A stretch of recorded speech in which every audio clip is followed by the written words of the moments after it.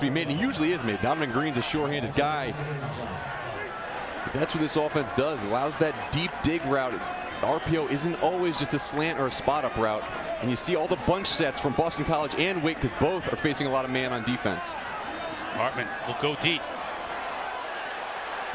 Now we get a flag on it. A.T. Perry was the intended receiver. Looked like he was held a little bit coming out of his break. Josh DeBerry was the one on coverage. They're going to call it on DeBerry, but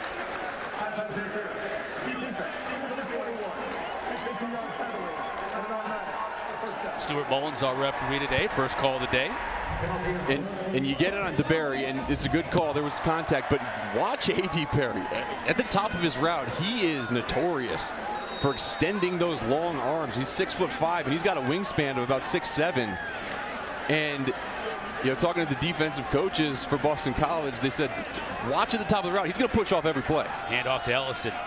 Trying to find a crease, can't find much. Give maybe 2 yards before the bulk of that Boston College defense rallied around the ball carrier to make the stop. Cam Horsley, Cam Arnold among the Packers. You talked about wingspan with this receiving core. I mean, you talked about A.T. Perry. How about Jamal Banks at 6'4", 2 long arms. Hartman, that time again, tried to find Green over the middle. Cam Arnold may have gotten a piece of that with the deflection. Can't hook up. Yeah, I think he did. Cam Arnold did a good job from that linebacker position, reading the quarterback's eyes. You know, part of this offense is that Sam Hartman has the ability, while that ball's in that slow mesh, to read different things. Good job of melting over towards that receiver and getting a hand on the ball. 3rd down and 8. Can't hook up with his tight end, Blake Whitehart, that time. Yep, covered by the umpire. You hate the umpire being in the middle of the field, don't you? It's a disturbance. You know, and it grates on your nerves. That time it helped. It helped the defense, but that's my point. That's all you care about, isn't it? I do love defense. I do love defense, but good job by Boston College of getting Sam Hartman in this explosive offense off the field. Especially after the long PI to put it at midfield. So now Zay Flowers, Boston College's most explosive player, back to return this punt. Good kick by Mora. Sail over Flowers' head into the end zone for a touchback. Early action here in Winston-Salem. BC, Wake Forest, scoreless. It's bow time. Bye week because they need to get Malik Cunningham healthy, and he's expected to play. Pitt probably didn't want it because last time they played, Izzy Abanikanda went off. 6 touchdowns and about 1 million yards. Let's see if he can continue that tonight. Alex Broom now in the backfield for BC. Dracovic to throw. Broom stays in to give him protection, and he's got it. Zay Flowers for the 1st down. And there was good protection. You talk about Broom being a freshman running back. The protection's the toughest thing, but it allows time. Look at this job picking up number 8 on the blitz. It allows time for Phil Dracovic to find that deep crossing route to Zay Flowers. And they love that, where they put Zay Flowers on one side of the field, they bring him all the way across to the other side. Really disrupts any time a defense tries to double him. Dracovic quickly outside to Zay, trying to get him into space, makes a man miss. Again, another 1st down. Isaiah Wingfield tracking down Zay downfield, but the Eagles will move the chains once again. And just way too much cushion on the outside. Boston College is going to hide Zay Flowers in a lot of these stacks, as Wake Forest and BC both play some of the most man-to-man coverages in the ACC. So anytime you see those stacks or bunches, is to try to allow the wide receivers to get out and not get jammed. Here's again Dracovic quickly to the outside, finds his receiver. That's Joe Griffin. We expect to see a lot more number 2 in white today because Jaden Williams, the usual slot receiver, injured, not playing today. So we'll see number 2 Joe Griffin quite a bit.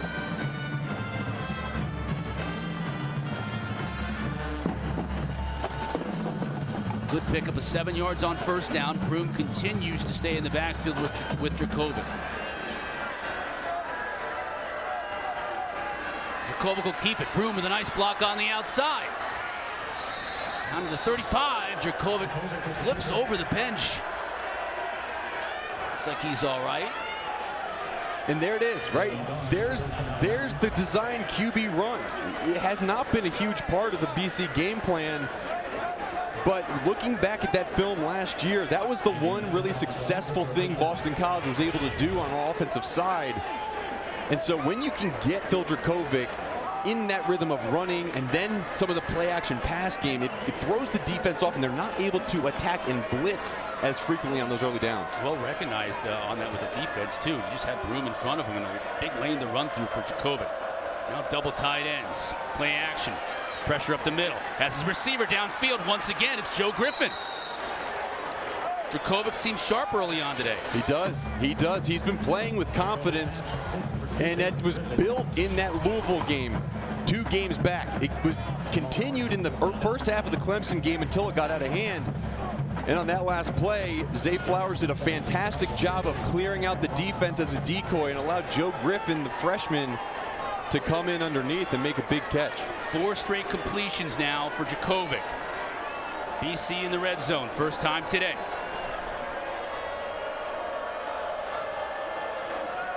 Another quarterback draw, a lot of room to run through. Dracovic runs through a defender, picks up 9 yards. He's a big dude now, about 6'5", 220. Yeah, and he runs like he's 230. You see here, again, another good job of pulling around by this offensive line, and that's a safety coming up. And when Phil lowers his shoulder, I mean, it's tough to bring him down. Good pickup on first down with another quarterback run. 2nd down and 9. It'll be interesting to see what BC opts to do here inside the 10-yard line. 2nd down and 1, I should say. Dracovic with the fake pressure up the middle. Just had to throw this one away. Looking for Takis, but he had Ryan Smender right in his grill. Yeah, great job by the defense of Wake Forest being alert for that pop pass. Deep, hard play fake. Get your tall 6'6" tight end out there. Good coverage. And now 3rd down and 1. It's a big down, but quite honestly, BC, if they don't get it, I think they might go for it on 4th. 8th play of the drive, and Mark, this has been a play. If you've watched BC football over the years, you got the A.J. Dillons, you got a big back, you just hammered on up there, but that certainly has not been a part of their offense this year. As Coach Hafley calls a timeout, wants to talk things over. This is a big play early on in the game. 3rd and 1 in the red zone for BC when we come back. It's the Subway Series. Used to just terrorize the rest of the league back in the 80s when Wake Forest was the outlier in the league in terms of a passing offense. All right, big 3rd down here. 3rd and 1 for Boston College coming out of the timeout. Pat Garlow in the backfield with Phil Dracovic. Dracovic's going to run it himself. Rolls out of a tackle and picks up the 1st down. There's the old QB power play. Brought in an extra deep offensive lineman and just pushed. Just a push. And you know, he's got the size to do it. Probably the best short yardage runner on the team. 5th first down now on this drive for Boston College. Very impressive, Dracovic with his arm, as he's 4 for 5 for 51 yards, and also his legs. 3rd carry on this drive, and he picked up the 1st down. 1st and goal. He'll look to throw. Has time, going to the corner of the end zone, fighting for it, and falls incomplete. Griffin was battling with J.J. Roberts in the corner. Isaiah Wingfield was there as well. It falls incomplete. You're kind of lucky it did fall incomplete. The coverage rolled to that side, even though Zay Flowers was opposite the throw. Did sneak in there and had a chance to come down with that catch. You had both Griffin and Gill. It's sort of the same location there in the corner. Yep. Crowded area. It's 2nd and goal. And this is where you see, a lot of that man-to-man from Wake Forest down in the red zone. Give to Alex Broom. He's trying to bounce it outside. Gets by 1 defender, but the Demon Deacons just too much. Jasheen Davis leading the charge as they track down Broom for a loss. It gives you an idea of Jasheen Davis's speed. He recognizes it and is able to trigger and take down a quick back in Broome. And just like that, now we're 3rd down and 7 from the 7-yard line. Top of your screen, you have George Takis at number 2 motioning in, and on the outside, Zay Flowers. Whistle comes in. It's going to be 5 more yards back for Boston College. Had movement. Full start. Number 67, offense. 5-yard penalty. 3rd down. Right tackle Jack Conley just trying to get that little bit of an edge. He doesn't believe it. 3rd and goal from the 12. Yeah, 3rd and 7, you run plays for that in practice. 3rd and 12, Boston College has been in that situation a lot. I mean, in terms of 3rd and longs, they've averaged 9 3rd and longs. That means 7+ yards in every game.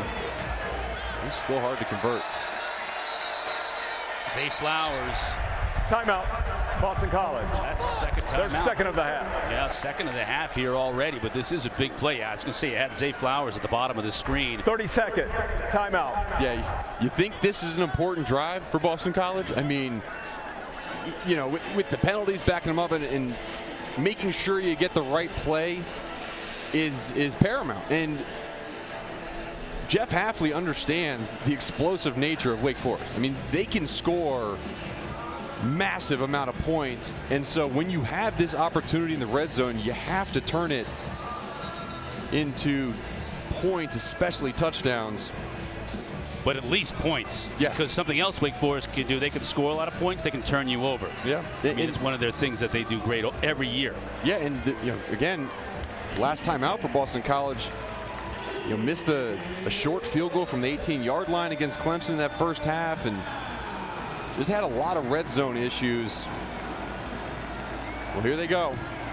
Bottom of your screen, Zay Flowers, big George Takis, and you got Alex Broome as a running back. Kovic looking to throw. Going to the end zone for Takis and overshoots it.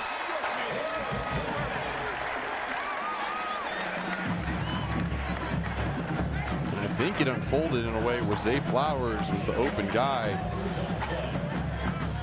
Phil got locked on his tight end and threw it away to do what you said, not throw interception. Connor Litton had to give BC the early lead. So it'll be 29 yards. Litton puts a toe into it, and it's good.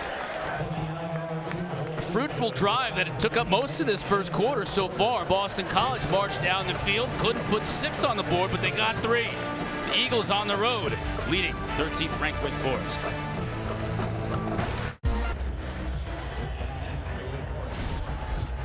ACC football presented by Subway. Boston College breaking out on top of Wake Forest early here in Winston-Salem, 3-0.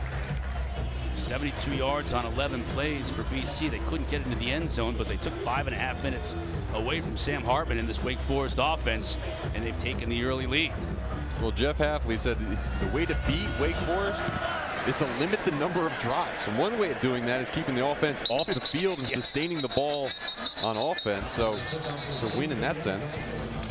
Our marathon drive recap is that first drive. Actually, the second drive of the game for that BC offense, but their first scoring drive. And this was a big part of it here. Phil Jakovic running. Yeah, it was. And I don't know if Wake Forest was necessarily ready for it. You know, a lot of these runs with some guard pulling in there, getting behind the big blockers, and then obviously the penalties backed them up, but making that field goal, getting their team on top of the scoreboard. Now back to Sam Hartman in this Wake Forest offense. Hartman will look to throw. Has time. To the outside, trying to find Green, and does. That gives you some idea of how strong Donovan Green is. I mean, Amari Jackson was all over, maybe even got there a tick early, yeah, but Green was still able to bring in the ball. Well, the way Donovan Green is, you know, I was wondering, right, because you never know with wide receivers really how built out their body is. I was down on the field before the game, and I mean, he is solid from his thick neck, arms, shoulders. He's got it all, and so use his body there to box out the younger, smaller cornerback. What a beautiful play to get a receiver open downfield. That time it was Keyshawn Williams. He and Morin kind of split time in that slot for Wake Forest, but 23 yards, and Green cleared out. Yeah, and you're going to have to watch 24, Amari Jackson, the corner for Boston College. He's starting today. He's young. He played really well versus Clemson, coaches thought, and so that's back-to-back plays that Sam Hartman has targeted the receiver that he was covering. Let's see if that continues at all throughout this game. Christian Turner in the backfield with Hartman, gets the carry. Long mesh, didn't fool Boston College. Cam Arnold in on the tackle. No gain. Tim Lukabu, the defensive coordinator for BC, he talked about disguising different things, not necessarily coverage, but disguising where the extra run fit is coming from. Hartman looking to carry it himself, nothing doing.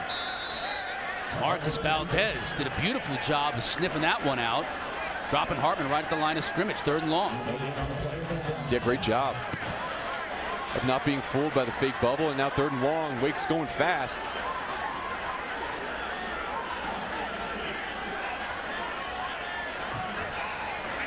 BC showing a little pressure. Delayed blitz. Green again on the outside, makes the catch. I think he's going to be shy of the 1st down. He will be, though. Elijah Jones did a nice job coming up and tackling him right when he made the catch. And it's a gain of just 7, so it'll be 4th down, kind of in tweener territory here. Yeah, BC has been phenomenal defensively on 4th down. Teams are only 2 for 11 going against them. This is a huge play in this 1st quarter. Williams in motion, now back outside. Pressure is picked up, again to Green. Hartman likes that combination here early. Not bad coverage by Elijah Jones, just Green going up and making the catch. There's not a better group of wide receivers in the ACC at coming back to the football, getting friendly to their quarterback.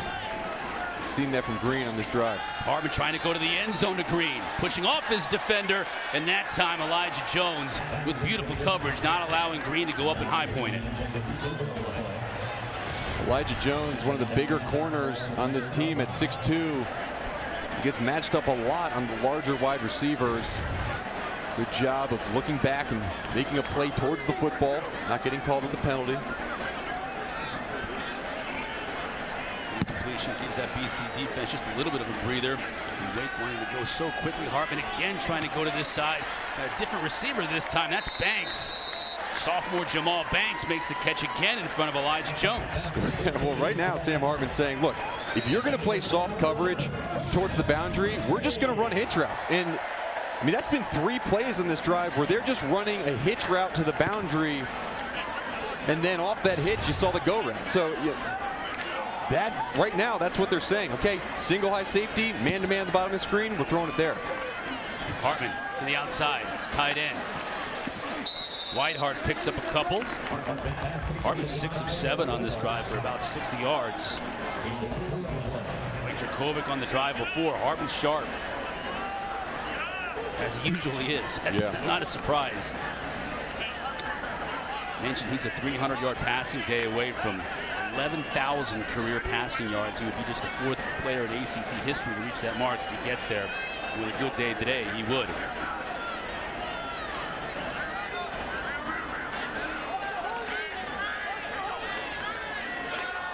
Hartman to throw. Going to Banks again in the end zone. What a catch for the score!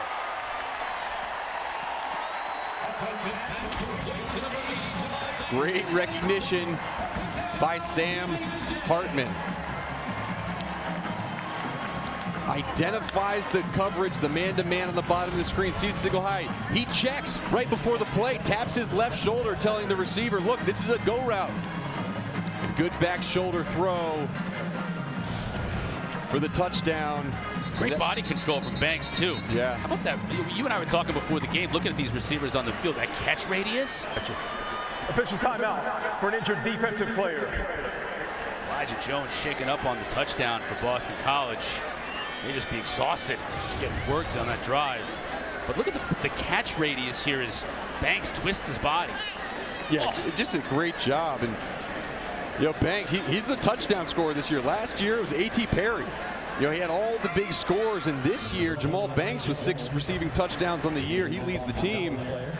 And Chris, I mean, we've talked during the week, like Wake Forest, they just have continued to get big physical wide receivers into their program, develop their bodies, develop them into these really good pass catchers, and then they're making plays out in the field. And it feels like once one great leaves, there's another one in his place. Jamal Banks, the true sophomore, might be the next one.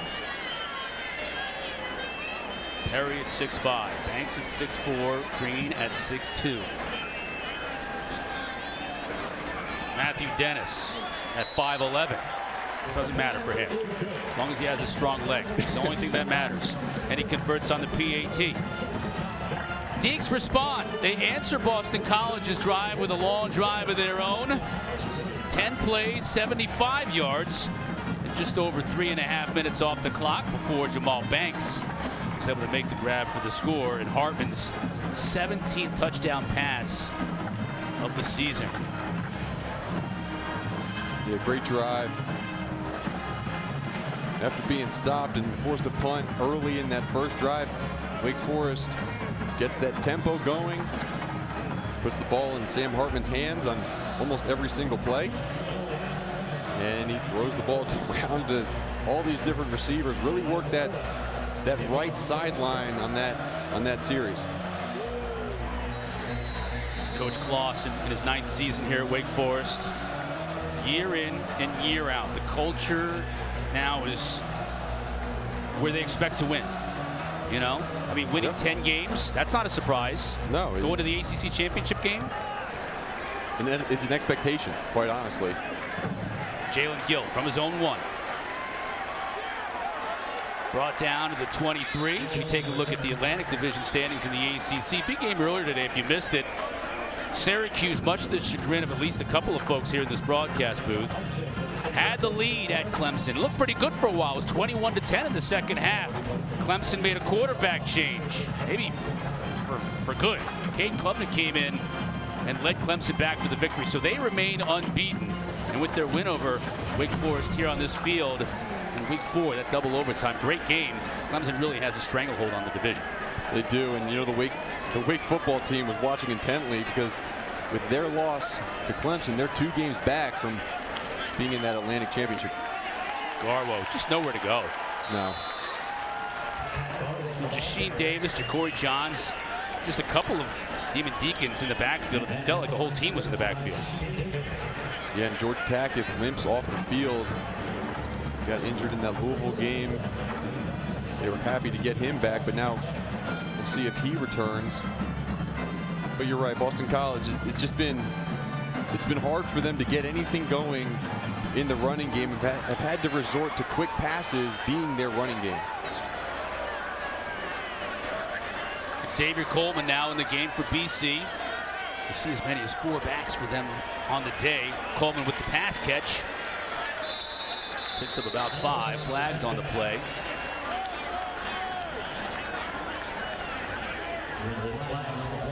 It's going to go against the Eagles.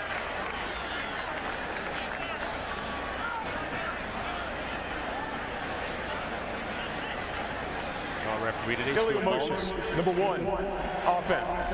5-yard penalty. Second down.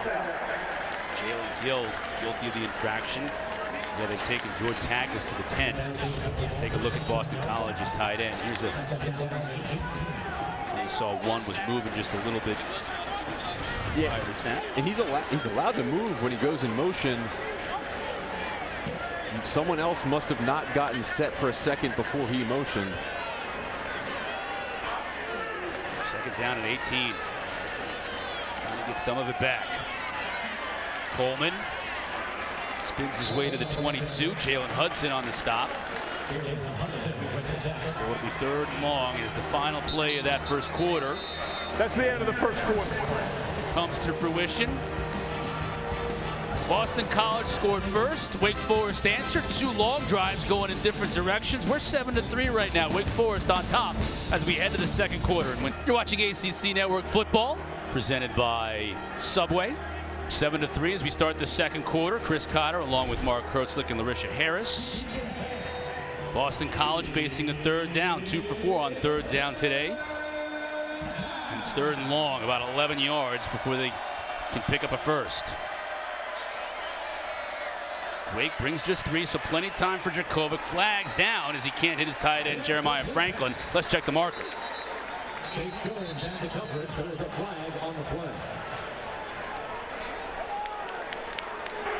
Offside. Number 30, defense.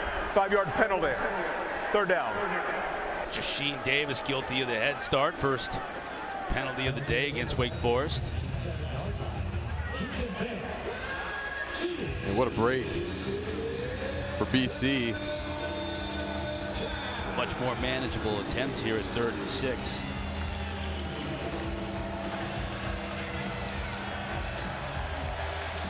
Last word from Djokovic to Joe Griffin. Near side, he's got Garwo in the backfield with him. Now Wake is showing a little bit of pressure. They come back out. Still they get pressure with just 3. And the pass falls incomplete. Oh, and Phil Djokovic had Zay Flowers wide open. They ran a little crossing route, and this is called a sail route. Watch the top of their screen. You kind of lose him there, but right behind Griffin is Zay Flowers. You see him right there at where the ball is landing, kind of smacking his helmet. He was wide open. First 3 and out of the day for either team, and Boston College is forced to punt with Danny Longman. Oh, that is not a long punt. Off the side of his foot. And that's going to set Wake Forest up in great field position. The official's going to mark it as he's coming in right at the 42. A gift for Sam Hartman and the Demon Deacons. Just 15 yards on the punt.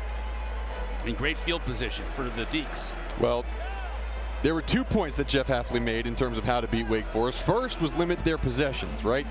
The second was make them drive the length of the field. I mean, when you give the ball to Wake Forest in plus territory, you can't beat them. That's true for every team, but you know, Boston College has had some issues in terms of the special teams game and getting the punts in the right direction and getting them at the right distance.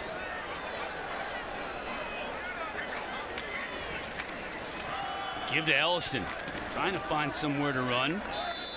Haven't seen much of that Wake Forest running game yet today, Mark. That was just a 4th rushing attempt. And they'll end up with 3 yards on 4 attempts after that carry. Well, a lot of it, you know, when you get in that read option, Boston College is going to try to dictate and make you throw it. Like right here, Green wide open.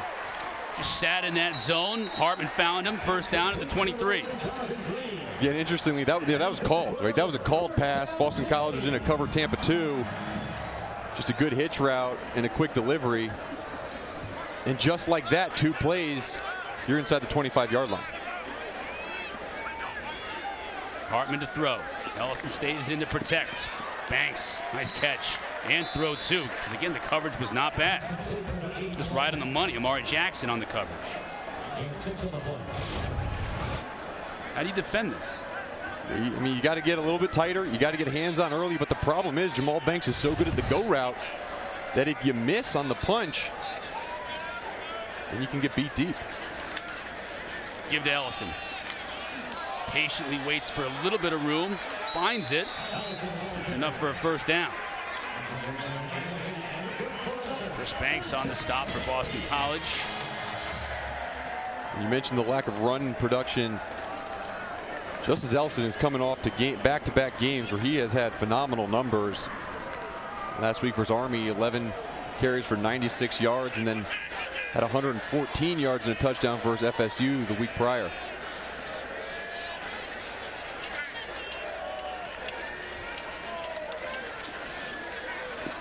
Hartman to throw. Over the middle, touchdown. Finds his slot receiver, Taylor Morin.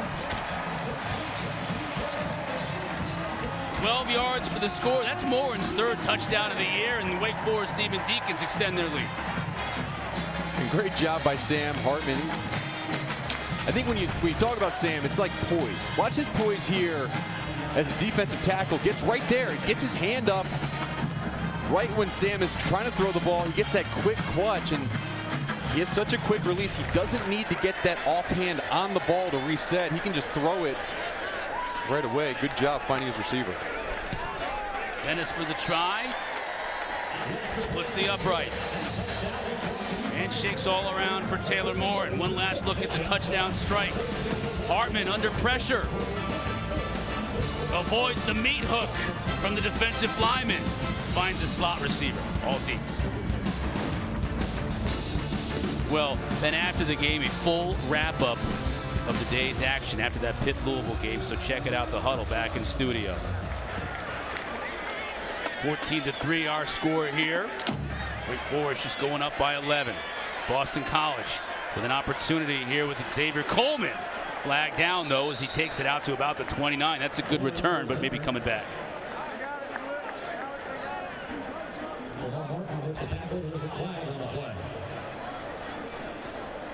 During the return, holding, number 45, return team. 10-yard penalty, first down.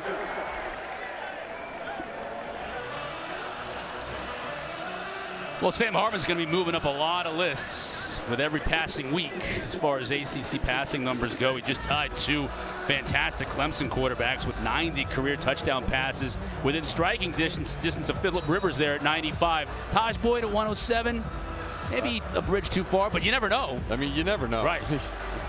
You know, the way they can score and at that rate, you know, Sam has done it in 5 years. A lot of those other guys are in the 3-year range, but it doesn't take away for anything. Sam is a fantastic quarterback. Joe Griffin on the receiving end. Jakovic gets his drive started with a completion. Picks up 9 yards. Let's see if they get back to the quarterback run that was effective on that first drive. Got away from it on the last drive, and Phil didn't run the ball, was out of rhythm, didn't see some open guys, and George Tack is back on the field at tight end, which is a good sign for Boston College. That's a good sign, and picking up 9 yards on first down too when you're deep in your own territory is good. Here's a design run. That's going to be a first down. Jakovic picks up 4 yards. J.J. Roberts on the stop. They'll move the chains. That's their best run play. Phil Jakovic, he's got 18 yards rushing. The rest of the team has 2. And so when you get in running situations, sometimes you got to do what's working for you. And hey, let Phil keep the ball and run the football. Xavier Coleman in the backfield. Jakovic looking to throw. Crossing pattern to Zay. Not much there as he was defended nicely by Ryan Smenda from the linebacker spot. That's good quickness from Smenda. Yeah, great quickness and also good awareness of where Zay Flowers is. We talked to the coaches for Wake Forest, Brad Lambert. He said we need to know where 4 is on every play, right? Not just on pass plays, but any single play. And that was a good recognition of Ryan Smenda saying, okay, he's to my right in a bunch set. Let's see if he crosses. If he crosses, I'm going to help out. He was able to pick him up in a good tackle for a very short game.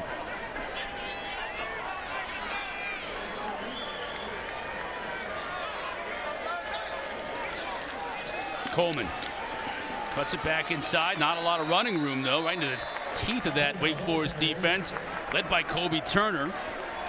Brings him down after a short gain. It'll be 3rd down and 8. And you got to watch. This play is supposed to stay on track to the right. This is not the offensive line's fault. I mean, the running back, there's a space there. There's a crease. You can get outside, and it's just a combination. The backs aren't necessarily confident. The hole's going to be there. The offensive line misses on some plays. But that's what the result is. And it looked like that might have been the conversation taking place on the Boston College sideline. Either way, it's 3rd and 8. Jakovic has time, has a receiver caught for the first down. Flowers trying to twist out of the tackle. Can't do it as A.J. Williams hangs on, but it's a first down for BC. And that's a pro-style throw. I mean, it's professional. That is all as far across as you can throw it on a hitch route. It has to be good timing and a great job of connecting. And Phil Jakovic, he has that ability and that arm strength when he does have time and when that confidence grows.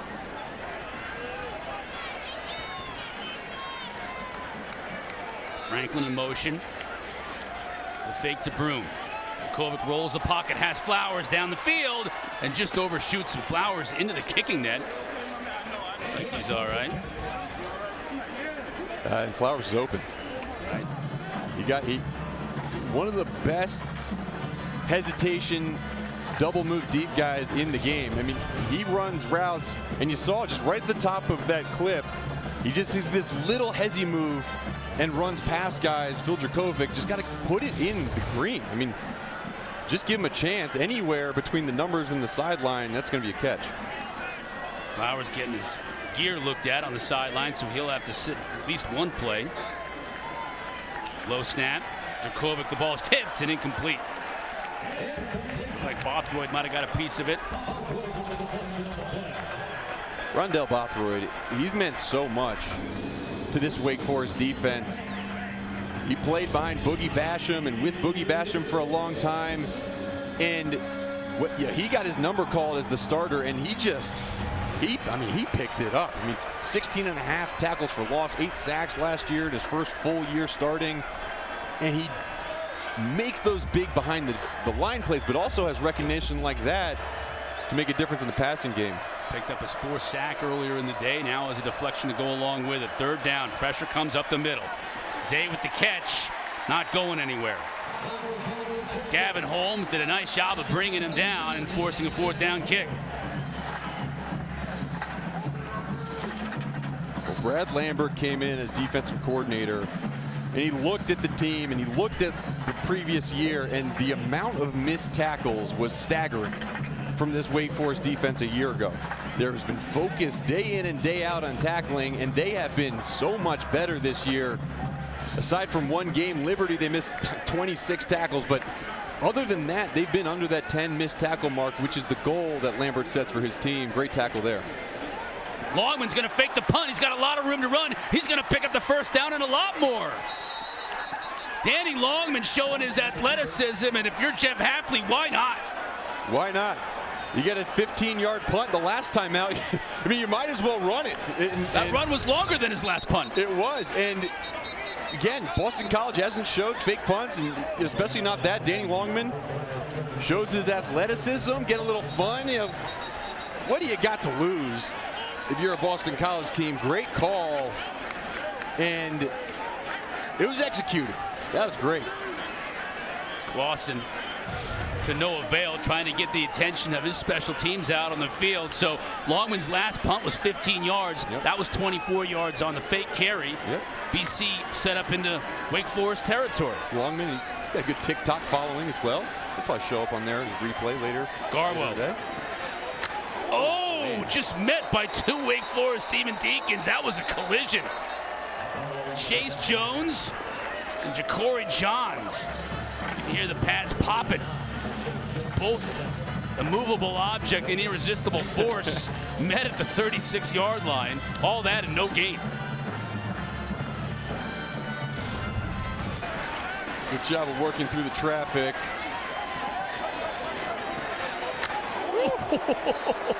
That's beautiful. Neither side gave an inch. 2nd and 10. Trying to get it to Zay, and it just was through a lot of traffic. Trying to set up that bubble screen to Zay Flowers. Yeah, that's twice that the defensive line for Wake Forest was not fooled by misdirection or screenplay. Good job of recognizing the softness of the offensive line, getting out and getting a hand on that. Another 3rd and long for Boston College.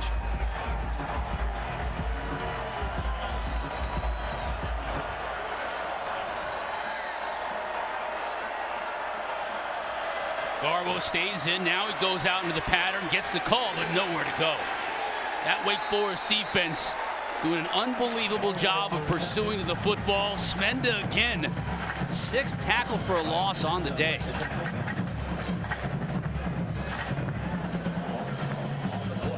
Great job. Again, not fooled. Another screenplay, and for Boston College, That's 3 plays in a row where you try to work that short pass to the boundary. And, you know, as a defender, as a linebacker, sometimes you're like, I know what that looks like. You just did it twice in a row. And now on 4th down and 11, Boston College is staying on the field. Got to know where 4 is. 4 right here on top of the screen in the slot. Dracovic is looking that way, but he's getting pressure from Bothroyd, and he goes down.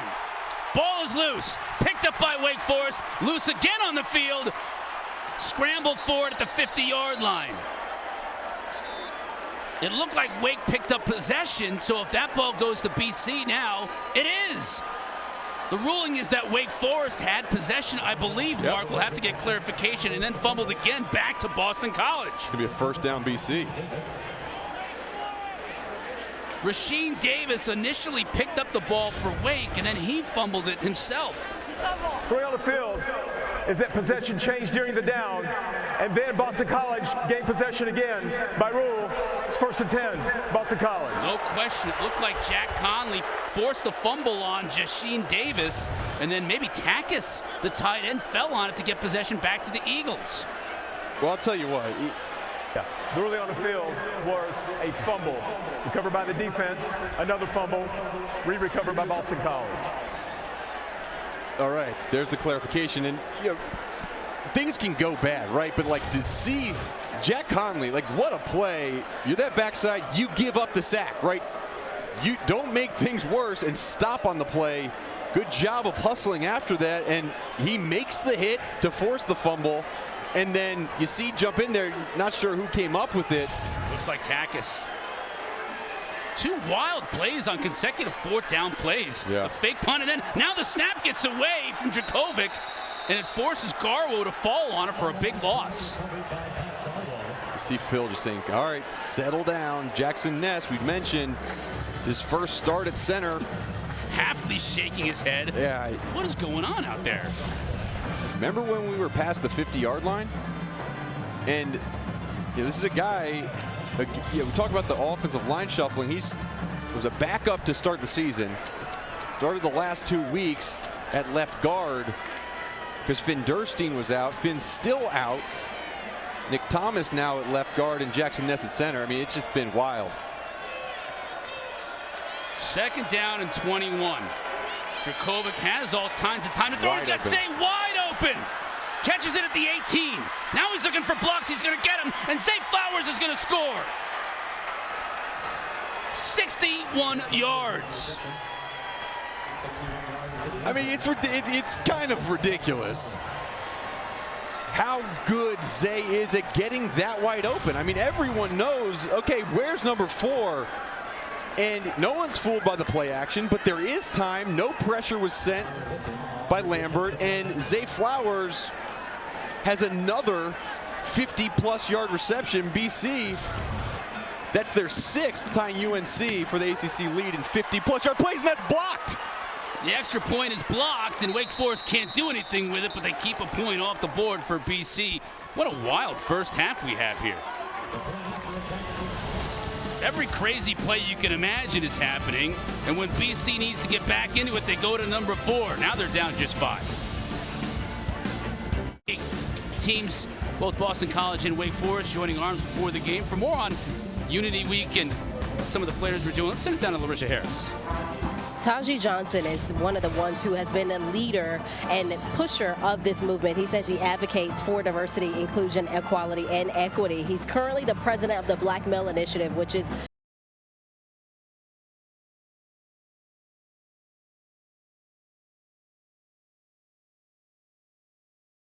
a part of that trip down to Selma and Montgomery, Alabama this summer to explore the history of the nation's civil rights. And Taji told me that that trip was truly an immersive and inspiring experience to be able to physically see parts of history that he hadn't really seen, put things into perspective for him. And he shared with his teammates the importance of knowing your history because the goal is for it not to repeat itself. Yeah, thank you for that, Larisha. Very well said. Taji Johnson, the junior from Powder Springs, Georgia, just outside of Atlanta, Marietta, Georgia. Touchback on the kick. So Wake Forest now looking to answer. Turner, fake to him, got it to Banks. rolls for about a 9-yard gain. DePalma and Amari Jackson on the stop. Man, that mesh just takes forever sometimes, doesn't it? And with the black uniforms, the ball just hides in there. Yeah, it's you can't true. even see when they pull it out. Christian Turner back in the game. You'll always see at least 2 backs when it comes to Clausen offense. He loves to have a running back by committee and to try and keep fresh legs in there for the second half. So you'll see Ellison and Turner on this drive. You're getting a lot of Christian Turner, transfer from Michigan. You're also going to see a lot of wing tight end. Not a big pass catchers in this offense, but they're in there to block that 6th guy in the run game. Hartman has time. Has Williams. Tries to make defenders miss. DePalma comes there to make the stop, but it's another first down. Good route by Keyshawn Williams. Turned around. Jason Maitre, who's playing nickelback, usually at free safety. Hartman wants to go quickly. Turner just tripped up, picks up a couple. Donovan Ezraku on the tackle.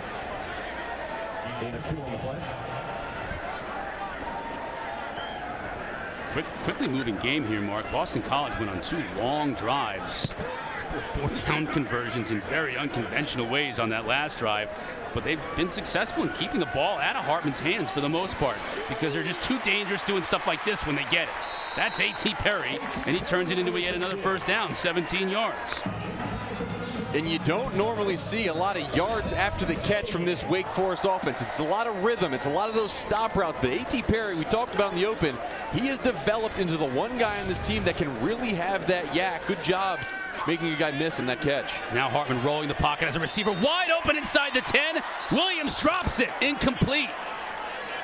And what a hit by Cole Batson, the redshirt freshman who's playing at free safety right now, coming across the field and knocking that ball loose. I mean, you're right, he was wide open. Miscommunication on the coverage, but you see the little bobble and big hit by Batson.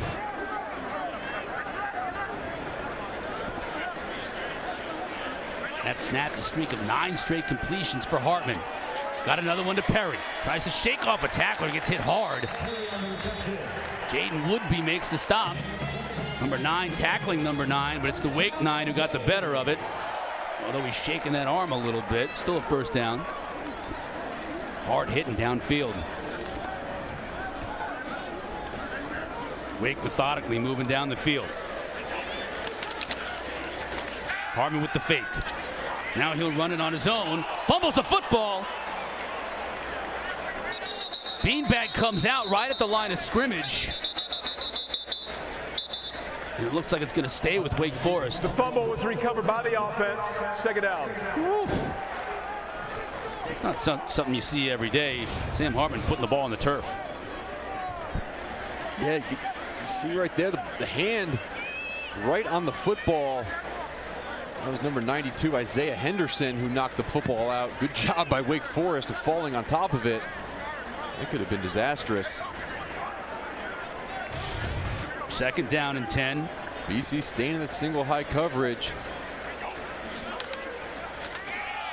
Ellison, now he bounces it out to the right. Avoids one tackler, Christian Turner rather.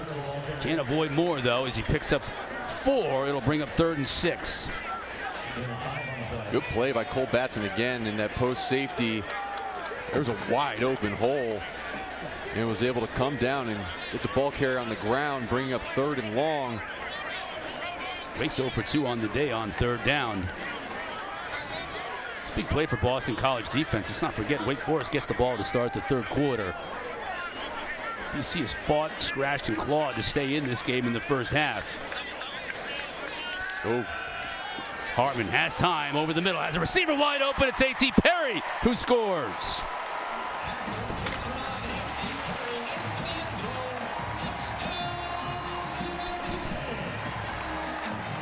Warren Ruggiero talked about this man-to-man coverage that Boston College is going to play, and they thought they had a good game plan look at the right side of your screen. There's the crossing routes, and it leads to a pick. Two defenders run into each other and leave A.T. Perry wide open. And that's just great play design by Warren Ruggiero.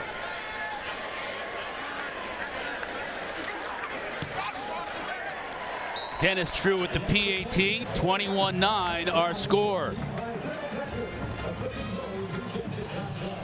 Sam Hartman has 3 touchdown passes in the first half. Here's the third.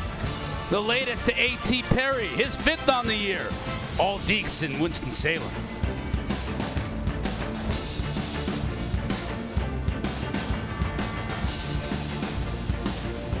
Wednesday night, then the women's show on Thursday night, both at 10 p.m. Eastern. We'll have extensive breakdowns of every team right here on the ACC network and on the ESPN app.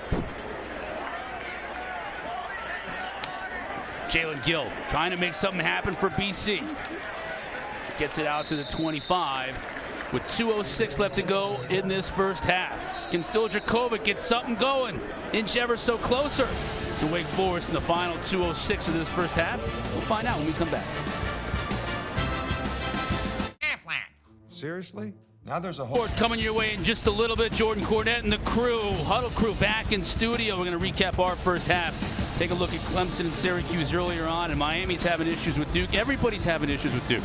I mean, Riley Leonard and company, they're a pain in the neck. Both these teams, BC and Wake, still have to play Duke on their schedules. High pass for Zay Flowers. He's trying to get it in the hands of number 4 here in the final 2 minutes to get something going.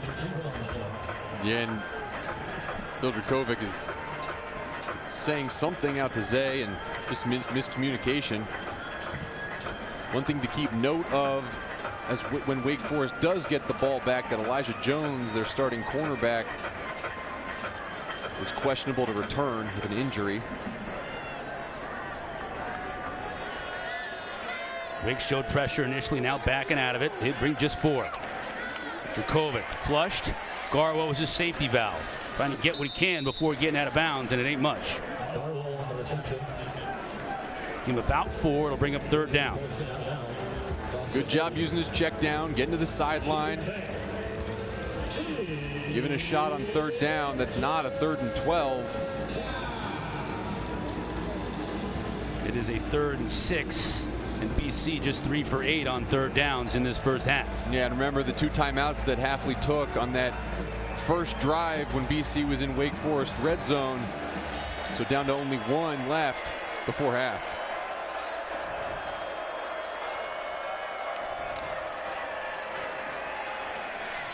Zay's open. He just turned around. He had Zay wide open. He also could have run for the first down. He chose to throw it out to Zay, which is usually a smart play. They just couldn't quite hook up.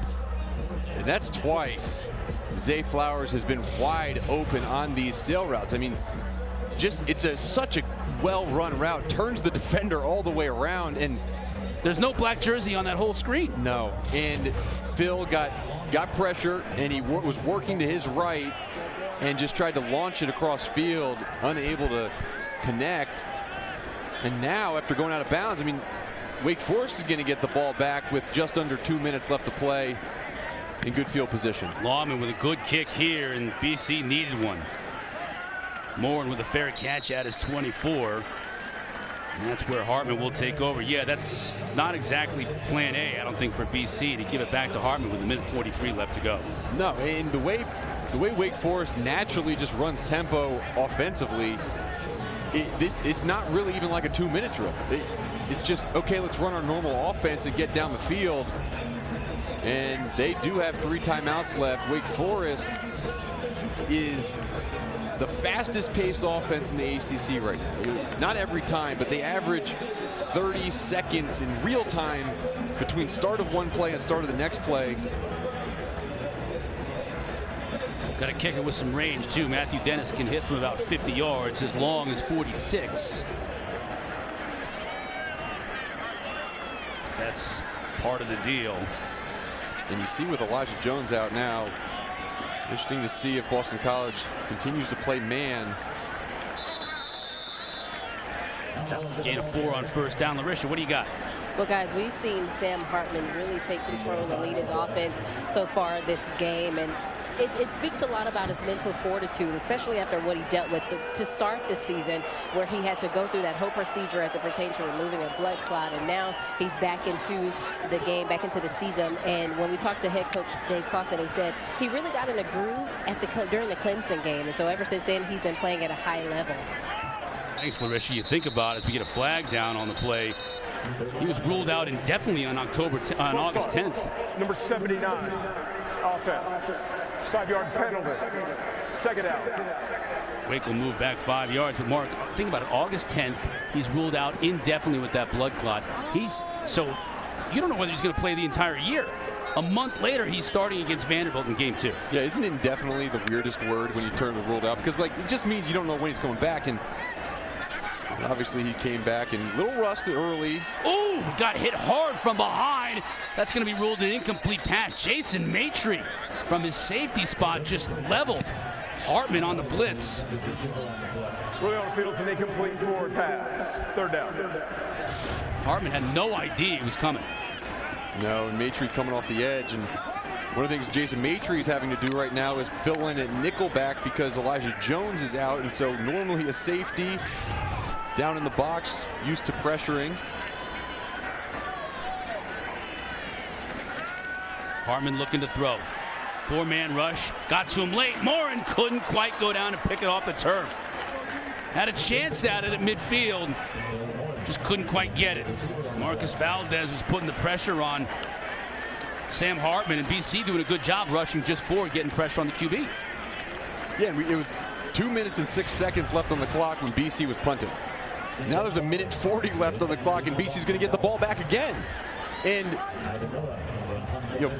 Wake Forest has done a good job of keeping BC off the scoreboard. However, there have been massive issues in terms of coverage, leaving wide receivers wide open. And the 1:40, you got to imagine BC is going to try to capitalize. Flowers back to receive this kick. It's a good one. Driving him back to the 26. Calls for a fair catch. And so with 50 seconds left, Phil Dracovic and Zay Flowers back on the field together to see what the Eagles can do. First 3 and out of the day for Wake Forest. BC defense needed that one, and they got it.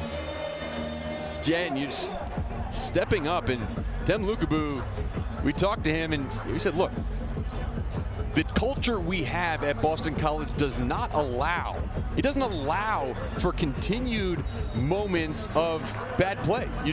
The way they build it in is like, hey, if we give up a big play, we just go out and do the next one. And they make it so hard for these Boston College players in practice that they know how to respond. Let's see if they can offensively here.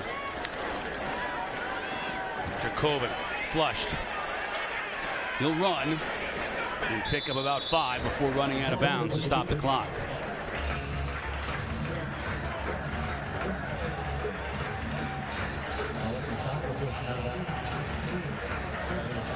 Well, Boston College's punter, Danny Longman, is by far the leading rusher for the Eagles today with 24 yards. That gave Dracovic 13. He's the second leading rusher on the day.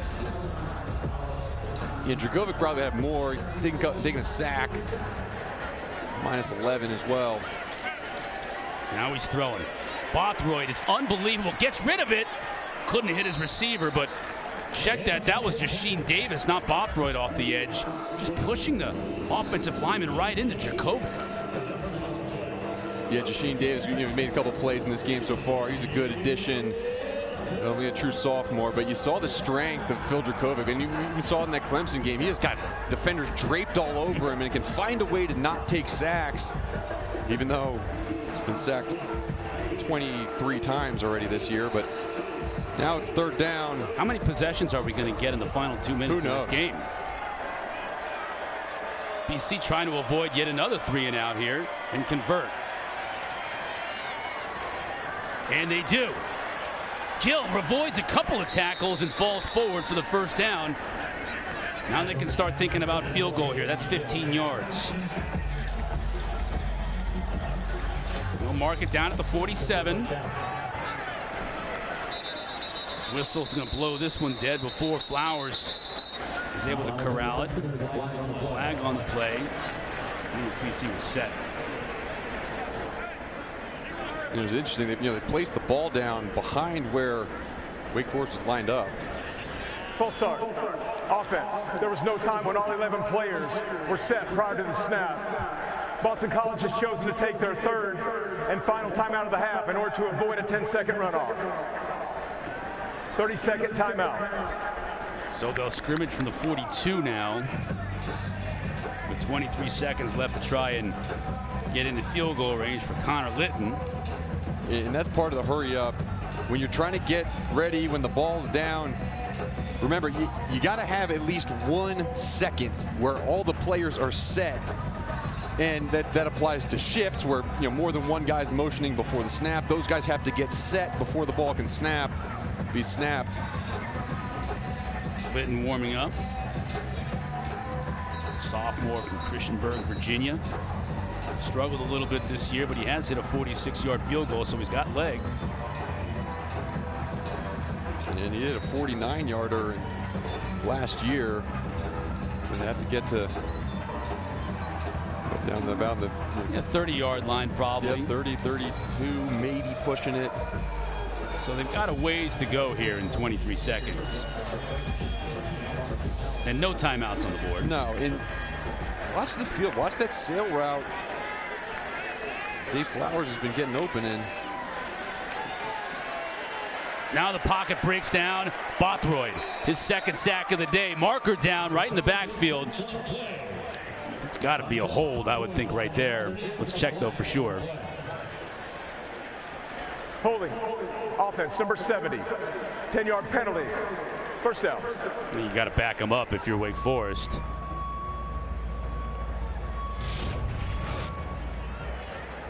Yeah, watch the left side of the screen. Well, sorry, right side of the screen. Bothroyd. At this point right now, you're not throwing the ball deep to a running back. Keep him in, chip on these defensive ends, even though there's 3 guys rushing. But Bothroyd does such a good job getting his pads underneath the offensive lineman and just driving his legs. You see, not the biggest guy, 265, but he uses his body efficiently. He and Jashin Davis both in on that play, Mark. They are getting a lot of pressure on the corners. I mean, sometimes we've seen Wake just bring 3 guys and they're getting pressure. 50 yards of penalties in this first half against BC. What can Garwo do on his own? Not a whole lot. Smenda, Johnny on the spot, brings him down, and the clock hits triple zeros. Both teams using big plays, especially Boston College, hitting Zay Flowers on the big touchdown toss to keep them in the game. 61 yards on the score, but efficient touchdown drives, 3 of them from Wake Forest, staking the Demon Deacons to a 21-9 lead at the half. Larisha's down on the field. Coach, you expressed your excitement about your defensive line, that veteran core. How would you button up their performance this first half? Well, I mean, so far, I think we're rushing the passer well. We really played a good half, except for that one drive that we stopped them and we gave up a fake punt when we were actually in punt safe. And then, we had that fumble recovery that we gave right back to them. So, other than that one sequence, we've had a good half. And how would you assess Sam Hartman and what he's done so far? He's played well. I wish we could have had that third down completion and maybe gotten our 2-minute drive going, but overall a good first half by Sam. Thank you so much, Coach. Thank you. That says it all right there. 70% completion percentage in the first half and 3 touchdowns, but man, I wish we could have had that third down back from Sam Hartman. 21-9 our score. Demon Deacons on top. Jordan Cornett and the crew. Running game going at all. Boston College has 28 yards rushing in the first half. 24 of those from their punter on a fake punt. And then Wake Forest just 23 yards on 10 carries. Both quarterbacks have been involved in the running game, but to your point, Mark, it has been an aerial show through one half of play. And it's Wake Forest with a 21-9 lead, and they'll get the ball back here as we start the second half. Keyshawn Williams will get a chance to return it from his 4. Down at the 26. Larisha Harris down on the field. Well, I spoke to head coach Jeff Hafley about his first half performance with his team, and he said, hey, we have a lot of freshman guys going in the game. And so he said guys like Joseph Griffin, they had to coach them up and not really give them a message, but really just coach them and let them know what they're doing and what they're doing wrong. All right, thanks, Larisha. 21-9, got an injury on the field. It's a Boston College Eagle. We'll update you on his status when we come back. 21-9, Wake Forest on top at the start of the second half. In Winston-Salem, North Carolina, started the second half. Boston College injured player was able to walk off under his own power, Quintavious Hutchins, so that was good to see. Now Sam Hartman. The mesh to Ellison. Good pickup on first down. That's one of the best runs of the day for Wake Forest so far at 6 yards.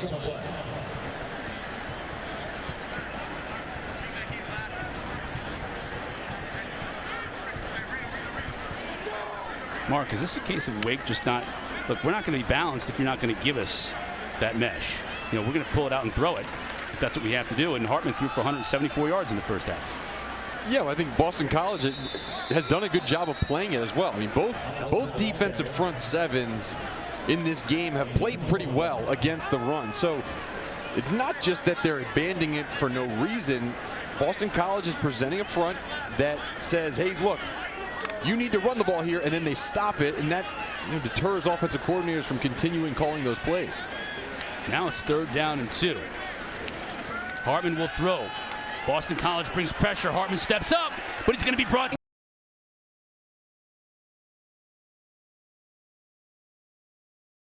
down. Hartman, first BC sack of the day, and that's going to force a 3 and out on Wake Forest's first possession of the second half.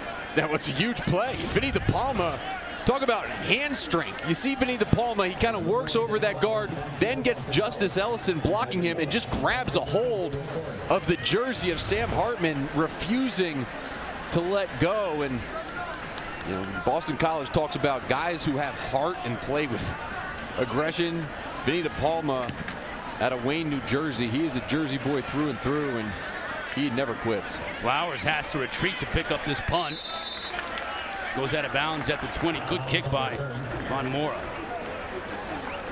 See a lot more of Zay Flowers returning punts. One of the things that NFL scouts talked to Jeff Hafley about was, look, if Zay Flowers, if he returns a couple of these punts for touchdowns and can establish himself as a known punt return threat going into the draft, it could even raise him an entire round.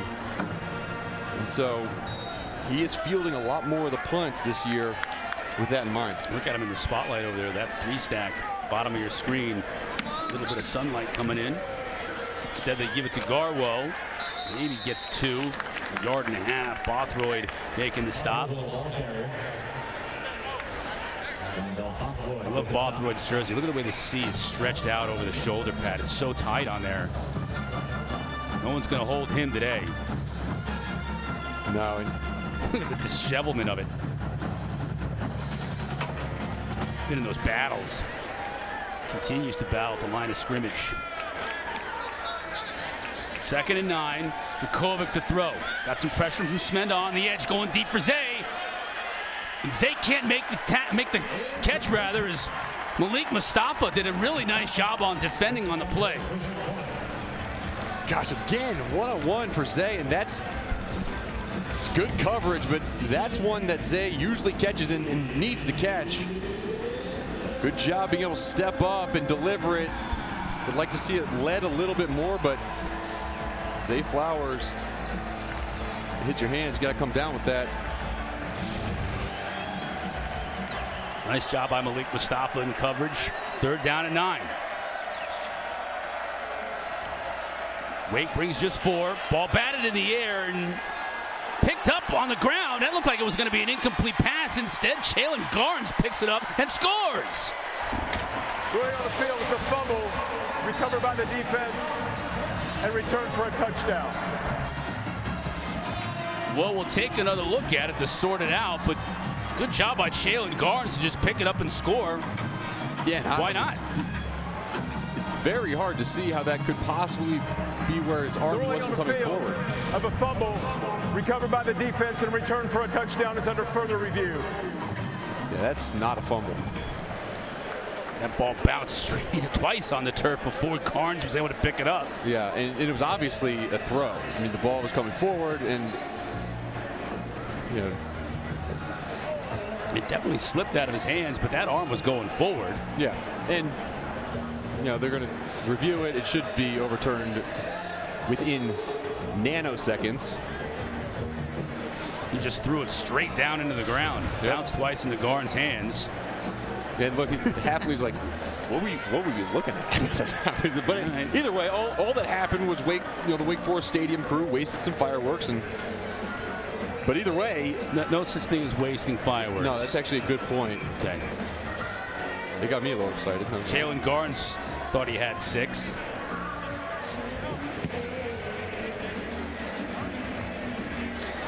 After further review, the quarterback's hand was moving forward prior to losing possession of the ball. It's an incomplete pass. It'll be 4th down at the 21-yard line. The clock is correct, and we'll start on the snap. So Mark McEnany, our replay official, getting it right. And not a lot of pressure in Drakovic's face, and trying to hold on to the ball, just unable to do it, and it's back, 3 and out Boston College's defense, and then 3 and out from Wake Forest defense. And Wake Forest trying to get the ball back in good field position.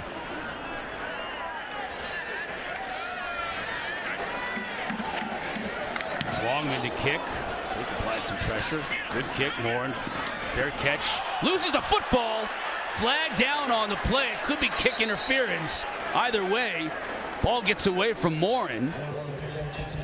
And it looked like Wake Forest was able to fall on it anyway at the 33. Let's get the call, though. Got to be kick-catch interference, I would think. Kick-catch interference. Kicking team. 15-yard penalty. 1st down. Nice call, Chris. Sorry, Stuart Mullins. Didn't mean to jump you on the gun there. 21-9 our score. Early going here in the 3rd quarter. Wake on top.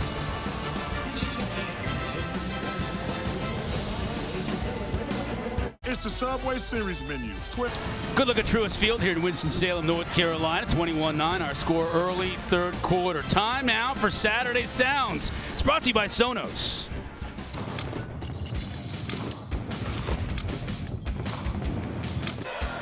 Second down and 21.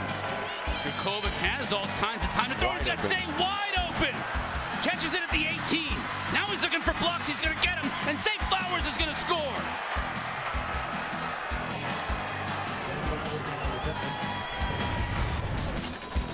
Chris, you sounded pretty good there, right? We don't usually get to hear ourselves back during the broadcast. Good job. Thank you. I appreciate that. Boston College fans hope they hear a few more calls exactly like that in the second half. They may need them because Wake Forest and Sam Hartman again starting a drive inside of Boston College territory. Flags down on the play. Blake Whiteheart would pick up the 1st down if the play stands, but let's check the call. Might be offensive pass interference. It's right at the spot where he made the catch. Pass interference.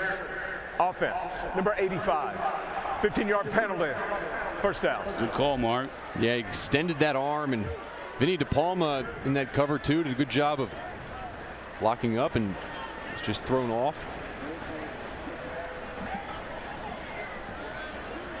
So Wake Forest moved up on the kick-catch interference call against Boston College, and now they're moving back. This is exactly the spot where Morin tried to catch that punt too just moments ago. But now it's 1st and 25 for Wake Forest. Quentin Cooley in the game, getting his first action. So we've seen Ellison and Turner. Now Cooley, who stays in the block. Green was able to go up and make the catch, but clearly he had a foot on the white. So it's incomplete. 2nd and 25 for the Deeks.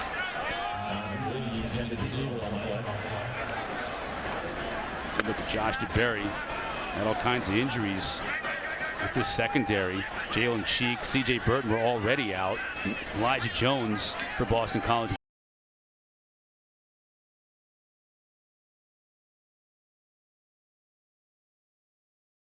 Has time, trying to go deep to Green. Nope, out of bounds. Again, good coverage. Josh DeBerry. DeBerry usually plays that nickelback spot, right? So he's having to move around a little bit, playing some true corner. Yeah, and they, in his past, DeBerry was at corner for the past couple years. They wanted to move him into nickel because he does fit the run really well as a physical defender on the back end. But with the injuries right now, Jason Maitre is having to cover a lot man-to-man in the slot. Josh DeBerry is on the outside. It's just kind of patchwork defense right now. See, Wake 1 for 5 on 3rd down, and this is 3rd and 25. They may pick it up, though. Morin Got the first down and a lot more to the 29. Jaden would be on the spot, on the stop, but that's a killer for Boston College. 3rd and 25. It's a dagger. And on 3rd and 25, a little bit surprised Lukabu did not decide to bring pressure, only ran 3 guys up there. And Sam Hartman, he is so good at picking apart zone coverages. Good job converting. Cooley slung back, nowhere to go, gets a yard, and now the flag comes in.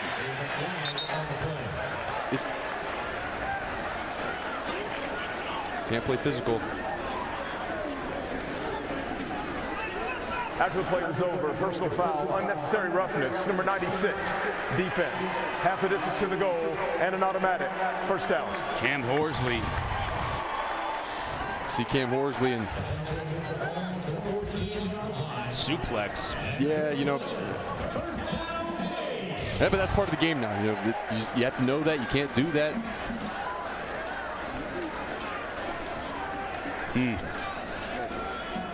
15-yard penalty puts Wake Forest in the red zone.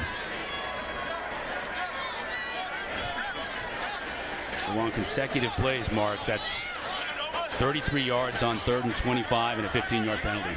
Yep, and you know, Boston College wants to claw back in this game, especially with a deficit in the secondary and the offensive line being patchwork. You can't give up those two plays back to back.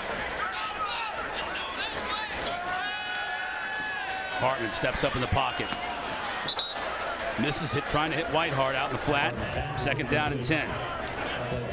Well, this is what Tim Lukabu was talking about.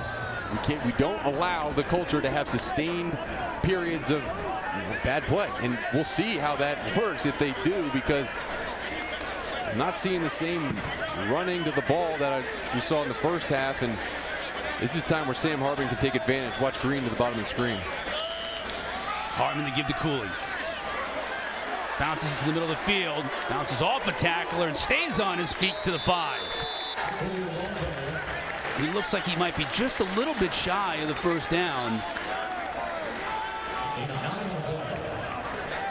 Nice run, though. Nice run. The vision of the inside play. Good job. Watch how this starts up inside. And then a good job of bouncing back outside the log block from the tight end. And you're always going to see offensive linemen pushing to help the running back when you're watching Wake Forest. Speaking of offensive linemen, got an injured offensive lineman for the Deacs. We'll update you on his condition when we come back. 21-9 our score. Wake on top, but driving here in the 3rd. Starting Wake Forest center, Michael Juergens got rolled up on that play. You can see him right on top there, number 55, and he walked off under his own power to the locker room, so that was good to see. Now Spencer Clapp in the game on 3rd and 1 at center. This is a big play with Quentin Cooley in the backfield with Sam Hartman. Snap is good. Cooley on the carry. Slams into the teeth of that Boston College defense, and it's going to be close. I think he may have picked up the yard to gain. And the officials say he did, so 1st and goal.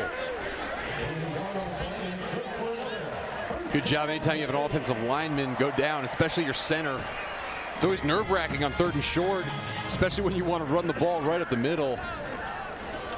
Good job there on that play. Spencer Clapp moving into that center position. 9th play on this drive as Wake Forest's offense will look to take this under 10 minutes in this 3rd quarter.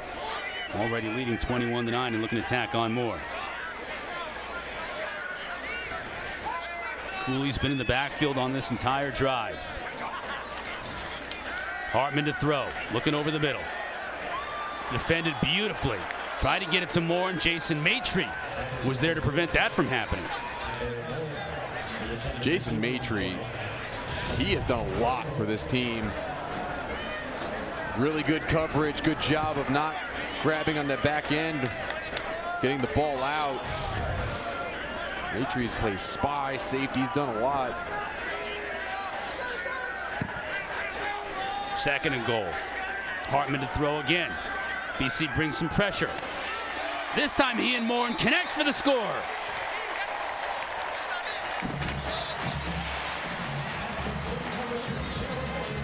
The efficiency continues, Mark. 4 red zone possessions, 4 touchdowns today for Wake Forest. and it's been spread around. That was more in second, but 3 different guys have gotten into the end zone. And just another really good ball placement. Facing the blitz, Sam Hartman is always calm under pressure, and good hands, strong hands by Morin to pull that in for a touchdown.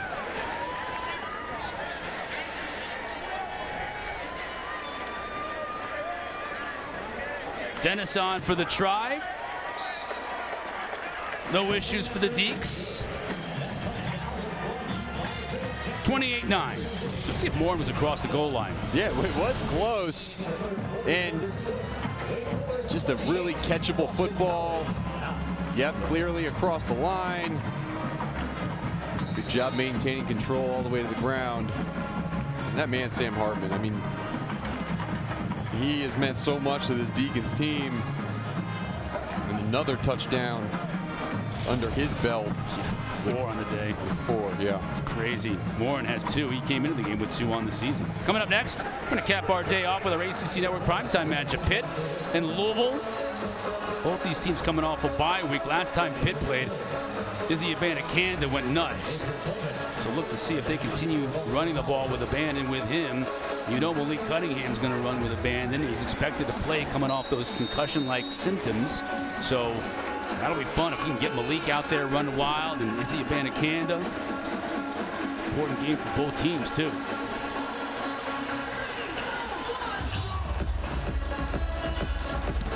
Ivan Moore pooches it straight up in the air. And that's Taji Johnson. Woo! Gets a good run back here to about the 45-yard line. Yeah, okay. When you're playing that kind of up back position, that tackle position on kickoff return, the coaching point is never back up to catch the football. Let the guy behind you catch it, but it worked out okay. Your receiver with good hands like Johnson. Yep, worked out all right. Got upfield. Good shot in the arm for the Eaves on special teams, too. They needed that. Now good field position for Phil Dracovic. I know it's 9:35 left to go in this third quarter. We're early second half mark, but you get the feeling with the way that Sam Hartman's been moving this Wake Forest team up and down the field.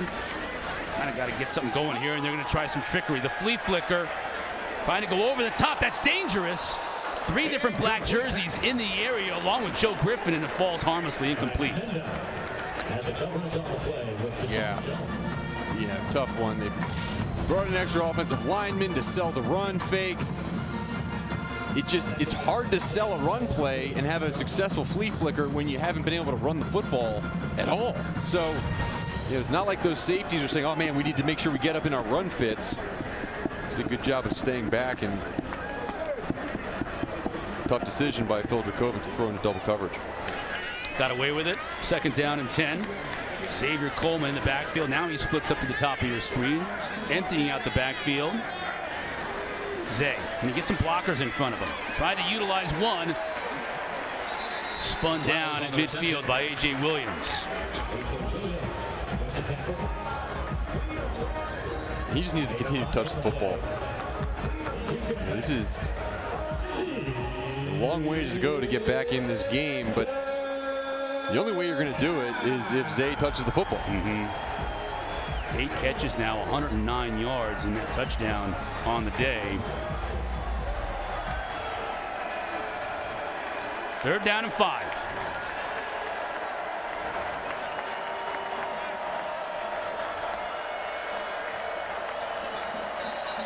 Wake brings just 4, but whistles blow the play dead before we get going. Full start. Number 67, offense. 5-yard penalty. 3rd down. Jack Conley, the guilty party. Now it's 3rd and 10.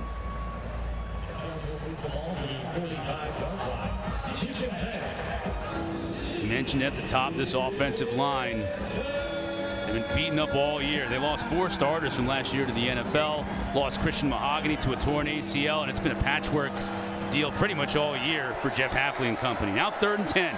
Watch Bothroyd up here. Let's see if he gets home. He's been wreaking havoc. And another snap infraction. Prior to the snap, full start. Number 67, offense. 5-yard penalty. 3rd down. That's again on Jack Conley, but the timing of that snap with Jackson Ness, the new center, was all off. I mean, get lucky almost that it's a false start, and it's not. Yeah. Right? That was not a false start. It was a bad snap again.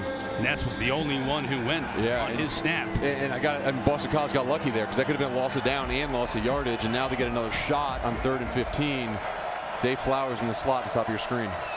89 yards of penalties against Boston College. That has not helped, but Phil has all kinds of time here and has Zay Flowers inside the 40 down to the 36. Again, Mark, the question that's always asked, how does number 4 get open on a 3rd down and 15? Well, we asked that question to Jeff Hafley, and he said zone defense. If you play zone defense, which Wake Forest did on that play, Zay Flowers, I mean, he's been open on that sail route. He starts inside and then he moves back outside. That play has been open all day, and Phil Dracovic has not been able to hit it. That time they do and convert. First down inside of Wake Forest territory. Design run. Dracovic spins away from the first tackle in the backfield, but won't get much. Larisha, what do you got for us? Well, when we spoke with head coach Jeff Hafley, he said the thing that makes Zay Flowers so different is he does everything. His ability to catch, make contested catches down the field, which we just saw, and he makes plays like he's a big wideout, even though he's a little guy. And also the simple fact that he always has a smile on his face, guys. Well, he does have a great attitude, and I mean, you see receivers all the time when they're not getting the ball or when the offense is struggling, the body language and whatnot. You never see that from number 4. No, you don't, and he has every reason to be frustrated right now. And he's just going to continue to run routes as fast as he possibly can and go as hard as he can every single play. Fake to Garwo. Dracovic is looking for him in the end zone, but that's in a double coverage. Instead, he hits the man underneath in the intermediate route. And it works well as Joe Griffin, who's having a good game, makes the catch. And you talk about Zay Flowers. That play, Zay Flowers lined up in the slot, and he is the decoy. Watch him run up the field here. All he is a decoy to get the defenders on him, and then wide open dig route underneath. I mean, that is what you're talking about. He does not slack on that play, knowing he's not going to get the football. So BC on the move. Garwo. He has some room to the outside. To the 10. Cuts it back. Close to the 5. They'll mark him down to the 6. It's 1st and goal, Eagles.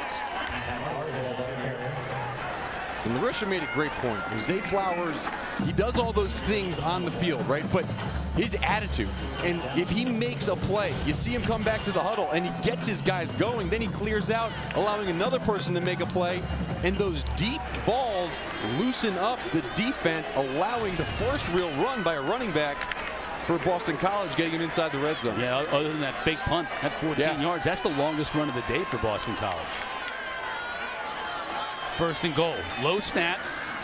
Garwo. Can't make anything happen. And the timing on that play busted up by the fact that Dracovic had to go down and pick up the snap off the turf.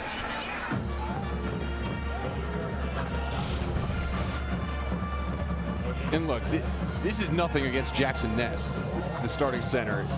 It's his first time starting at center. I mean, playing the last couple weeks at guard, and just it's a different position and different timing, but it does result in a tough play, tough run. Wake Forest is manned up across the board. Looking to bring pressure. They bring 5. Dracovic has time. Can't hit Takis. Deshaun Jones on the coverage. That play wasn't going anywhere even if Takis brings it in.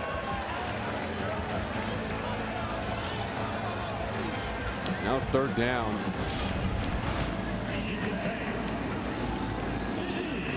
Just that extra second holding the football allows the defender to get closer to the receiver and knock it away.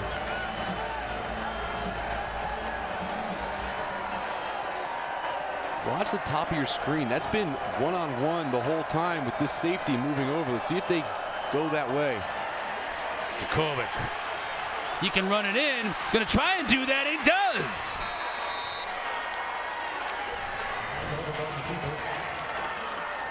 .6'5", 220 wasn't going to be denied on that play.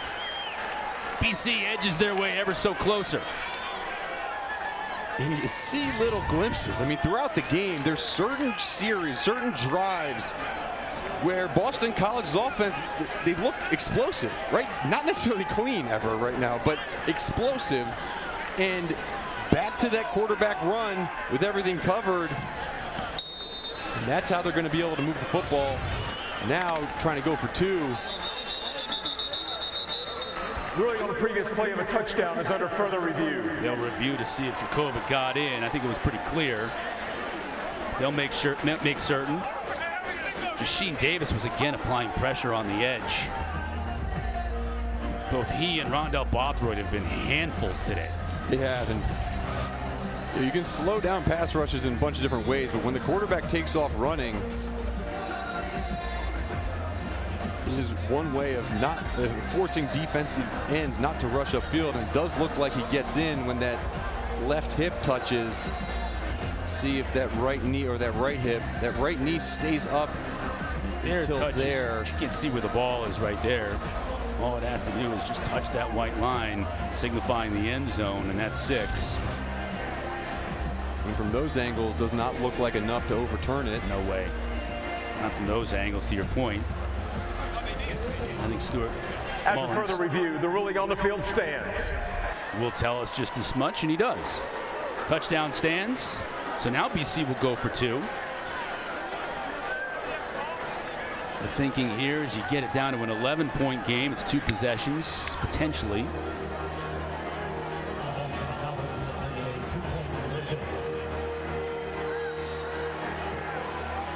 And it can be a touchdown with a 2-point conversion and then a field goal to tie it. Zay was in the backfield. Now he's in motion. 4 receivers stacked to the bottom of your screen. Jakovic is going to run it. Oh, I thought he had an angle if he bounced it out to the left. But Smenda closed the door in the middle of the field, and the 2-point conversion is no good. And they had it. Phil Jakovic slips as he's going up. Good double team, and right there in between the 2 offensive linemen is where the gap was. Phil Jakovic unable to see that. And now it's still a 2-score game, except for it's 2 touchdowns needed. And you got to stop Wake Forest. Yeah. Which, again, there've been times where they have. Let's check out our Aflac trivia question of the day. Sam Hartman threw a record 6 touchdowns versus 5th-ranked Clemson back on September 24th. Who was the last quarterback to throw 6 touchdowns versus Clemson? When was the last time Clemson had a number put on him? I think I know what it is. It's probably going to give it away. I think it's a college football playoff game that you don't think of. Joe Burrow? A certain guy who plays for the Chicago Bears. Right? Mr. Fields, Ohio State. I'm guessing that's what it is, because I seem to remember that being an aerial onslaught. I'll give you an answer in a little bit. Touchback. So the onus is on Boston College's defense here. Yeah. And we've seen, you're right. We've seen a couple of 3-and-outs, and 3-and-outs with Sam Hartman at Wake Forest. That's something. Yeah. Boy, could they use one right here. And it's all about executing. And there have been times where BC's defense has looked really good and have dictated the way that a series has gone. There have been other times where guys are just wide open running downfield, and man, we'll see what this drive makes. Hartman to throw on 1st down. BC bringing just 4, so Hartman has time. Up in the air, and that ball, Hartman couldn't put enough on it. Flag down right by where Sam Hartman was dumped. It was incomplete and intended for Donovan Green. Let's check the marker. Personal foul, roughing the passer. Number 13, defense. 15-yard penalty and an automatic 1st down. That's a killer again, Chris Banks. Another 15-yard penalty. Yeah, and let's watch Chris Banks. Can't tell from that angle. See another look at that, and that is a terrible call. Quite honestly, thought he might have hit him in the head, but he didn't. Nope. Just landed on him, and Chris Banks is a big dude. He can't elevate. That ball's in the air and intercepted. I mean, karma. If you believe in it, maybe that's what's come to fruition here. On the field is an interception. First down, Boston College. And it was Chris Banks again getting pressure on Sam Hartman and Cole Batson. Cole Batson comes up with another big play. He had a huge pass knocked down earlier.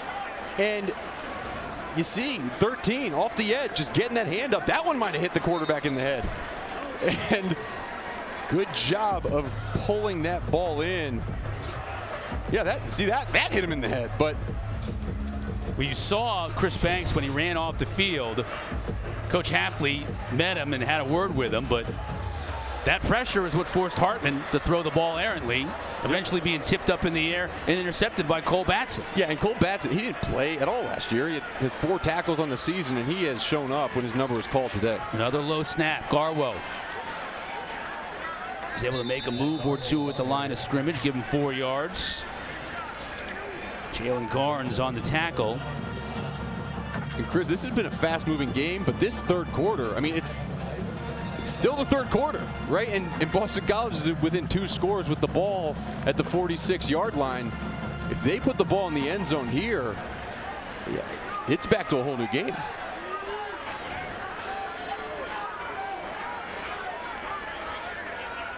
It's 2nd down and 6. Play action. Dracovic. That's Garwo. Oh, boy.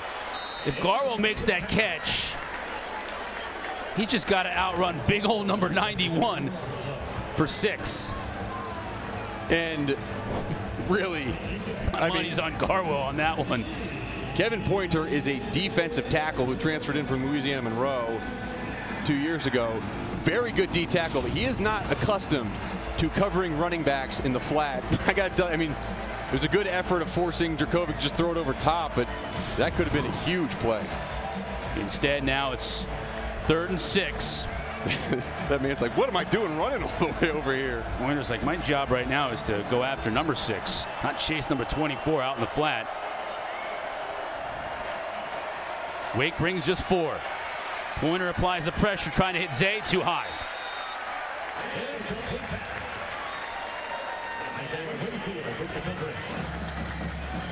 And great job on back-to-back plays by Kevin Pointer. Back in more of his usual role, rushing the passer on 3rd down, and just a good job of off the loop. Bothroyd comes inside, Pointer does enough to get to the quarterback, and I'm glad that was not called roughing the passer. You'd have lost your mind, wouldn't you? I would have lost my mind. Sam Candiotti to kick for Boston College. Moore will call a fair catch at his 12. Effective punt by Candiotti. Pinning Wake Forest deep. Let's get the answer for our Aflac trivia question. Last quarterback to throw for 6 touchdowns against Clemson, as Sam Hartman did earlier. There he is, Justin Fields. There you go.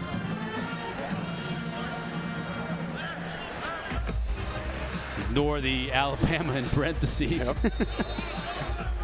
That's Ohio State.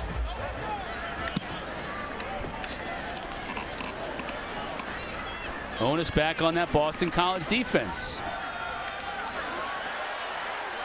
That's Turner. Good run on 1st down. That's what Wake Forest needs right there. A little more of that. Yeah. They haven't had a whole lot of that today. Double-digit run on 1st down.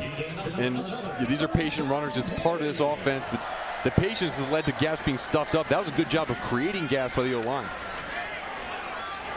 That was Wake Forest's first rush of more than 10 yards on the day as Hartman misfires trying to find Jamal Banks.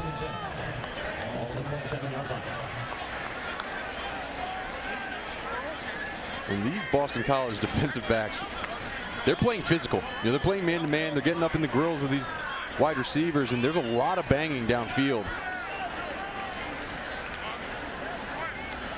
Williams in motion to the bottom of your screen. Hartman to throw. Has time. Tries to hit Turner out of the backfield and just whistled that one over his head. And how about that? Yeah, you're not used to seeing Sam Hartman inaccurate on any time, but in multiple plays. I think this is a first down if he catches it. I do too. He's got room. Get to that marker. Instead, it's 3rd down. And 10. BC brings pressure. It's picked up. Green, that's what he does. I mean, that's what these big receivers do. They go up and they make the contested catch. Green is 6'2". You got Perry at 6'5", and Banks at 6'4". That's 23 yards and a first down on 3rd down. Yeah, and they found a way to get the freshman Amari Jackson on Green. And Green uses his size and his experience to catch that one. Green with a couple drops in this game. Good to see him haul that one in. Fresh set of downs at midfield. Turner dancing to the backfield, picks up a yard. Amari Jackson on the stop. Jeff Hafley, defensive back coach when he was in the NFL, knows DBs. He said Jackson is the next great one at BC. True freshman from McDonough, Georgia. Pressure up the middle. Whitehead, the tight end, picks up another first down. Whiteheart, rather. Vinny DePalma on the tackle, but Hartman doing a great job surveying the defense, finding the open man. That's 15 yards. See Vinny DePalma, 42. He just doesn't track that number 3 receiver coming inside. Keyshawn in motion. Hartman fakes it to him. Whiteheart again downfield inside the 20. Josh DeBerry on the stop, but Wake Forest breaking out all the stops on this drive. And with the injuries to the defensive backfield, Boston College is forced to play more zone, and you see Whiteheart does a good job of finding that soft spot in these zones. Turner, the impatient behind that wall, and there's nowhere to go. Falls forward and picks up a yard. Vinny DePalma will get credit on the tackle. And Boston College is trying to sub defensive linemen in. They want to rotate, but since Wake Forest goes so fast and doesn't substitute themselves, it's hard to get them in. Good execution, getting a fresh set of D linemen in. 2nd down and 8. Clock winding to the final minute of this 3rd quarter.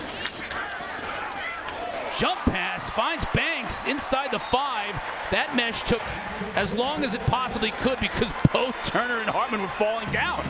And Hartman, he almost passed the line of scrimmage throwing that football, but how about that? Good job of laying out and talk about the arm strength, getting the ball out there. 10th play of this drive. Hartman will keep it, and he'll score.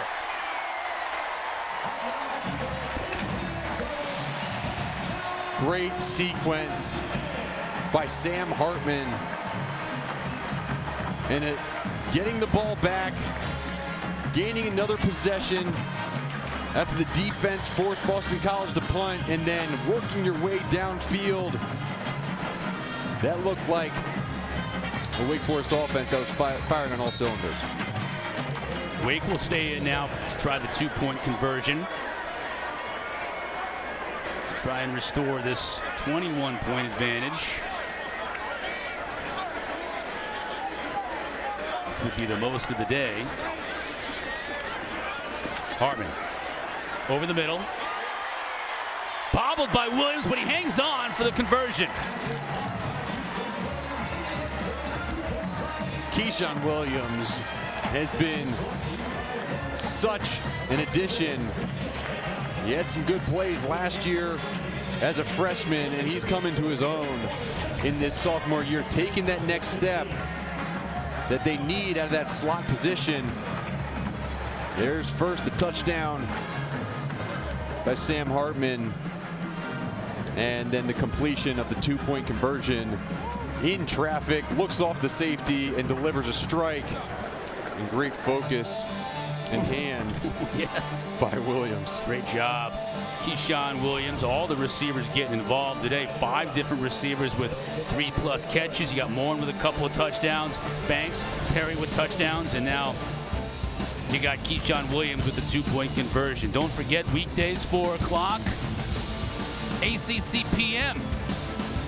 The latest version on the ACC network and streaming on the ESPN app as well every single weekday at 4 o'clock. Mostly football, but they'll tackle all the other sports as well.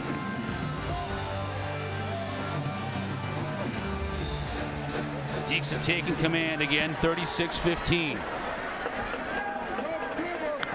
Gill. Straight up the middle, dropped at the 20. Nice special teams play by John Peterson. Fighting off the block, making tackle on kickoff. Always got to give my kickoff guys some credit. I played that for a long time. Was that before, I mean, when they had the wedge, and wedge busters? That you played in that era? Yeah, I was in the wedge. Jeez. It's a tough spot to be. I was the wedge and the wedge buster. That's two brutal positions. Take the craziest guy on the team and send him down flying. Full gas. Yep. That's what BC's got to be now. Lots of coming back to do in this game. Jakovic out to Zay. Trying to make players miss, and does. Unbelievably. Picks up 8 yards. You know, it's crazy. Every time he touches the ball, he does stuff like that. And use the word unbelievable, because if it's a normal human being doing that, it is unbelievable. But like now, I'm like, okay, Zay, you just can't tackle him with one guy. Such good balance, such good quickness and acceleration. Whether he has or hasn't returned a punt for a touchdown, you can certainly see on a play like that his ability in the open field. Break tackles, and when he gets into the open field, he's going to be gone. Final play of this third quarter, barring a penalty. Jakovic tries to get it to Zay and just overshoots him. It'll be 3rd and 3 on the other side. Demon Deacons have wrested control of this contest here in the third quarter. Hartman, another huge day for him. BC's got some coming back to do in the fourth. Start of the fourth quarter here at Winston-Salem, 36-15. Wake Forest on top. Boston College with the ball. And a big third down if they want to keep the ball here and extend this drive. Zay back in motion at the top of your screen. Jakovic to throw. Tries to get to Zay in the one-hander. Wow. Did he catch that? Oh, he did. Oh, my. Unbelievable catch. He'll go for a loss. 10th catch of the day, and this one was spectacular. Like, what? He still held on to it after getting hit. Great catch. Wish it was, 10 yards farther downfield for BC's sake, but great job again by Wake Forest responding on defense. Longman's kick, more at the 35, and that's where Wake Forest will take over.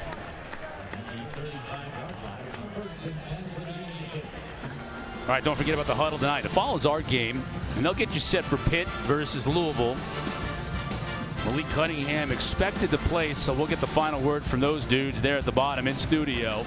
And then after that Pitt-Louisville game, a full rundown of the day of football here in the ACC, including what took place in Death Valley, upstate South Carolina, earlier in the day, which was a wild one between Syracuse and Clemson. Yeah, you wonder how tight Mackling was in the studio watching the first half of that game, and we heard him in the mixed minus on our ears during halftime and introducing some guests. He was jacked up. Clemson won. Good for him. Crazy Miami Duke game as well. They'll come your way right after our game. We still have almost an entire quarter to go here, though, from Winston-Salem. Not much on first down. Quentin Cooley in the game. Hartman to throw. Banks turns. Looks for that first down marker. Maybe just a little shot. Jaden would be on the stop. It'll be 3rd and 1. And they're continually going after the freshman cornerback. And anytime you got a guy who hasn't played a ton of snaps, the game plan is going to be, okay, if there's a one-on-one matchup, let's go his way. And Amari Jackson has made some good plays in this game too, and he'll develop into a really good player. Cooley picks up just enough to move the sticks. Normally Wake Forest goes at lightning speed, but right now with this lead in the fourth quarter, Coach Clausen wants to slow things down. Warren Ruggiero as well, offensive coordinator. Let's take our time, and that right there is a lot of time for Wake Forest in between plays. Cooley not much on first down. Isaiah Henderson in the game now for Boston College, making the stop. Good job by Henderson ripping off the block.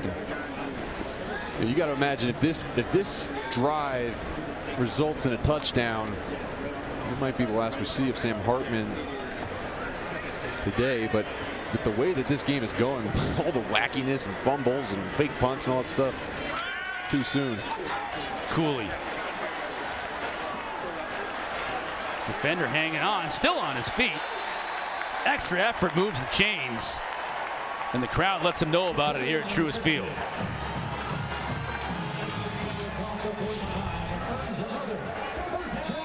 Wake Forest fan base is used to all the downfield fireworks, but they appreciate those tough runs.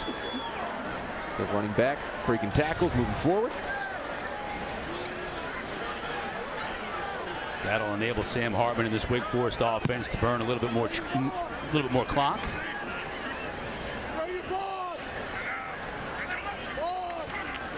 Cooley. The pads popping from up here. He won't get anywhere.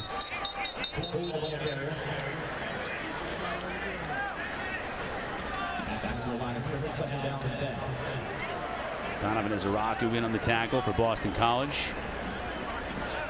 Good look at Clausen in his 9th year here at Wake Forest. He's won at least 10 games and championships at 4 different spots. Yeah, and it's funny, you know, labeled as a turnaround guru, right? You bring him into your program and you can create winning seasons. Well, Wake Forest, like, look, we're not going to let you go anywhere. Banks, nice job defensively, knocking it away. Jason Maitre from his safety spot, preventing the big receiver from corralling it. And, you know, it was really around Thanksgiving of last year.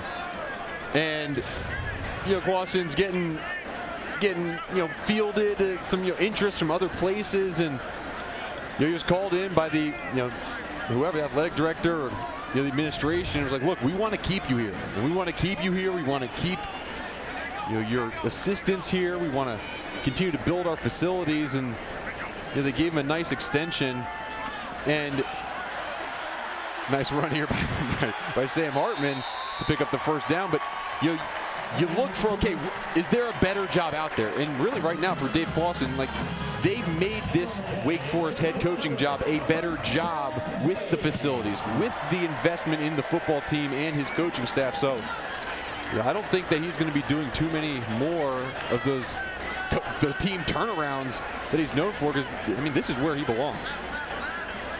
Seems to be the perfect man for the job.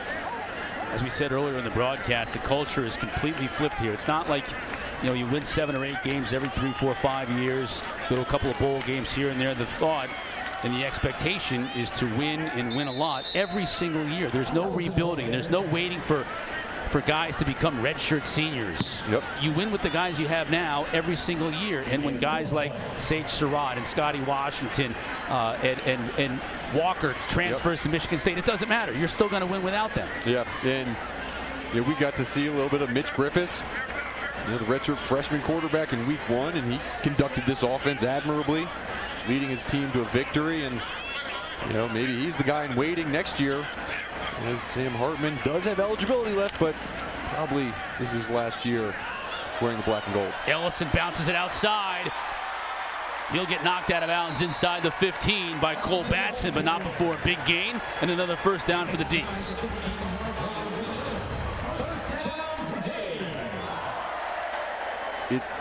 It's just how long these running backs spend behind the line of scrimmage. It's only possible because of the continuity of the front 5. I mean, there's no penetration there, and just continues to make those little steps forward, moving the D-line off the football. And Ellison has really transformed over the past 3 weeks from a great protector, a great short yardage back, to a guy that can have some explosive plays, and you saw it there. This time Hartman keeps. Nowhere to go on the edge as Boston College was disciplined. Larissa, what's going on? Well, I talked to Sean McGinn, and he told me, you know, we are the Beef Boys, and we pride ourselves on not being in the spotlight, but sacrificing for the offense, like you said, Mark, being selfless, versatile, smart, and physical to ensure that our guys can handle business and get the job done. Sean McGinn, the left guard, redshirt senior, one of the veterans on this team from Suwanee, Georgia. And a lot of veterans on this offensive line. Mark, you say it a lot, really every week. The teams in this league with the best offensive lines, the healthiest, and the most veterans, those are the best teams in the league. They are. And I mean, you look at Syracuse right now, and the fact that they have so many veteran offensive linemen playing at such a high level has allowed the development of guys like Garrett Schrader, and Sean Tucker has been phenomenal, but continue to get other guys on the team better when you know you're established up front. And you mentioned the seniority on this offensive line. Three of them are super seniors. Michael Juergens is a redshirt junior, but again, that means nothing with that COVID year. He could have, you know, he's been here for a long time. And 39 players, about half of their scholarship players on this team are in their fourth year or greater. And I mean, that leads to success. Ellison didn't find a lot of success on that last run, dropped for a loss. So BC trying to keep Wake out of the end zone for the first time in a red zone trip today. But Banks is going to have a look, and he still catches the ball with the defender draped all over him.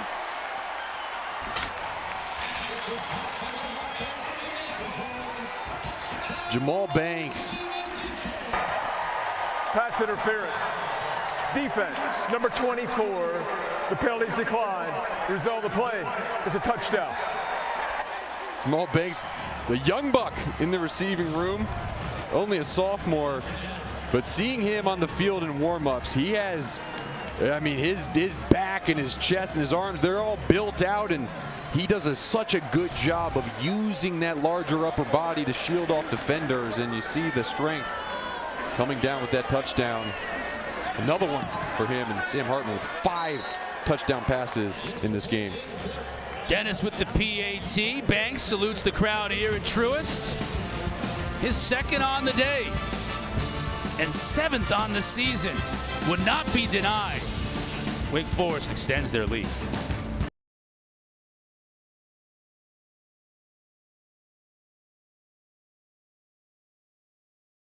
ACC Unity Week.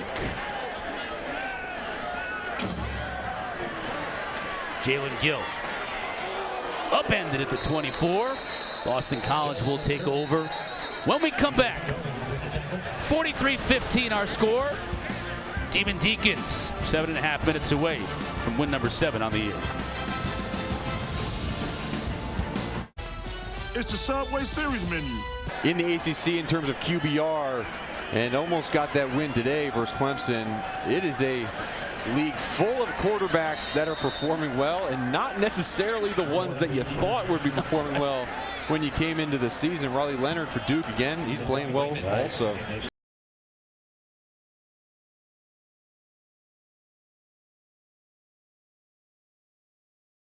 Excited about his future. The coaches say he's got probably the best and biggest arm on the team.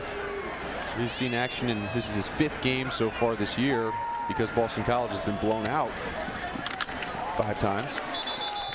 Pass complete out in the flat.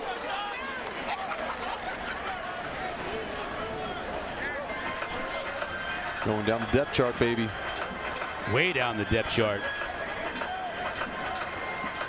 Jeremiah Franklin, tight end.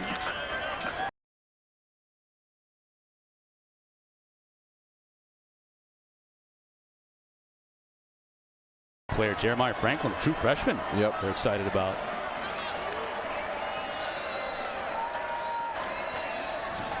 Oh boy, that was almost intercepted. Yeah, and again, there's a lot of things that have not been going the way of Boston College this year, and I think the result has been a lot of these true freshmen are getting a lot of playing time, and certain guys have not been able to redshirt.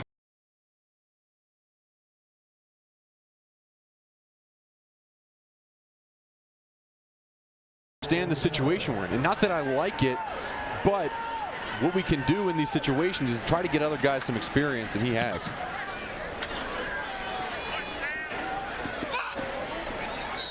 Bourne with the fair catch at his 28. 6:12 remaining here from Winston-Salem. The helmet has been put away. Hartman's day may be finished. Wake Forest up big. North Carolina. Sun setting on Boston College's opportunities here today as Wake will get the ball back here and just try and run some clock. Will Towns on the carry. Mitch Griffiths now in the game for Wake Forest. We saw him in the opener as Hartman was still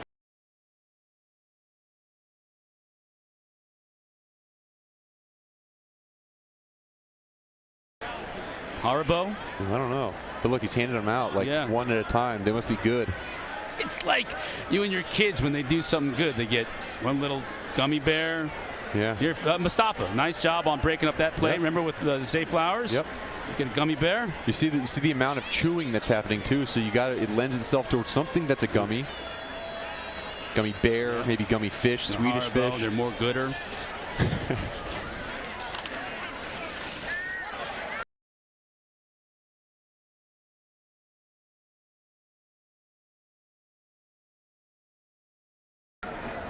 You mentioned we saw Griffiths in that opener and threw for about 300 yards.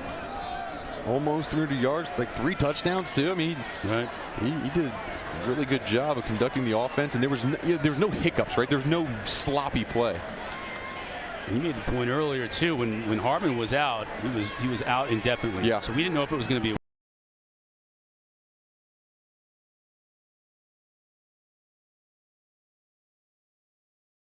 that. Sometimes they take a while to clear out, or they never clear up. They tell you can't play football anymore because it's just too dangerous.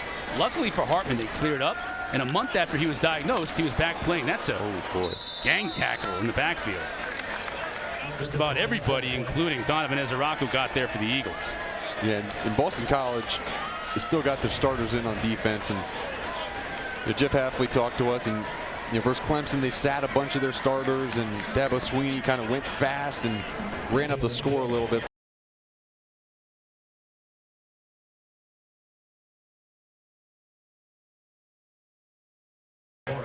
BC's going to force a 3 and out.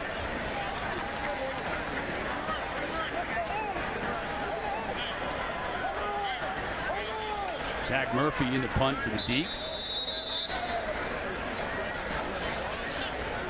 Timeout. Wake Forest. They're first of the half. Coach Clausen winding the play clock all the way down. 30 seconds. Timeout. Before calling the timeout.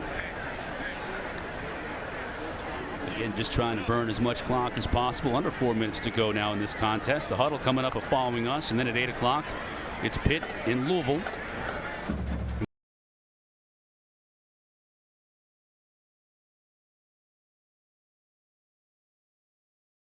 That win. Yep. You see it tonight.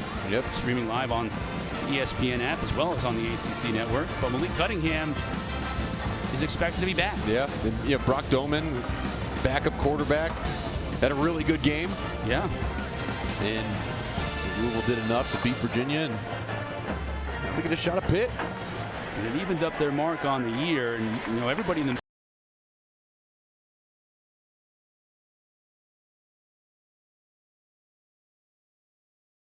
huge as far as that goes. Gill on the return from his 29.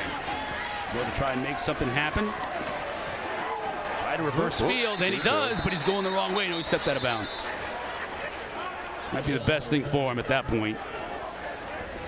BC takes over when we come back. Wake Forest up 43-15 late in the fourth.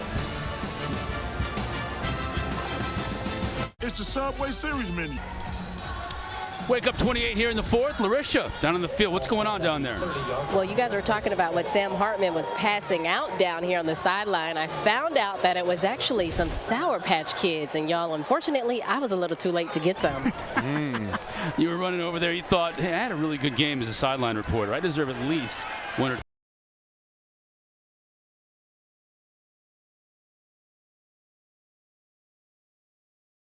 Dino Tomlin. Mike Tomlin, head coach of the Pittsburgh Steelers' son. Fun fact about Sour Patch Kids.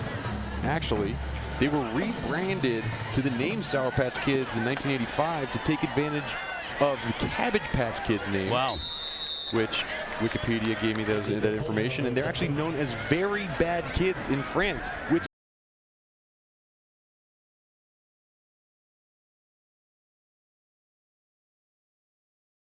you know what I mean? Like if that's your reward for making a big play, like kind of like a Buckeye, instead of a Buckeye on the side of the helmet, you get a Sour Patch Kid.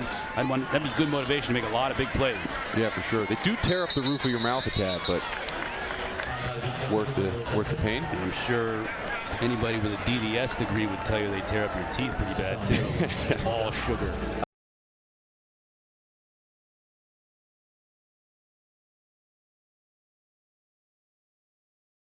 Johnson, we highlighted him earlier. He's part of Unity Week. There's a lot in his community. He and BC will head to take on Jim Mora in UConn next week on the road. For Wake Forest, they go on the road for the next 2 games, Louisville and at NC State.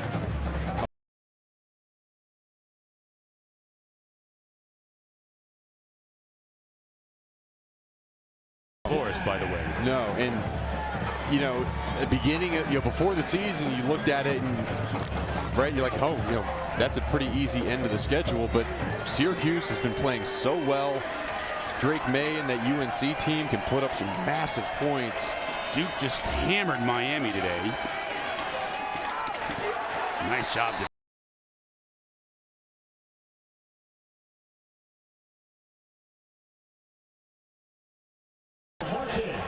There's a lot of expectations around the new coaches at Miami, a lot of expectations around the new coaches at Virginia, and it's still first-year coaches, right? People forget it's hard to transition, especially in college football, to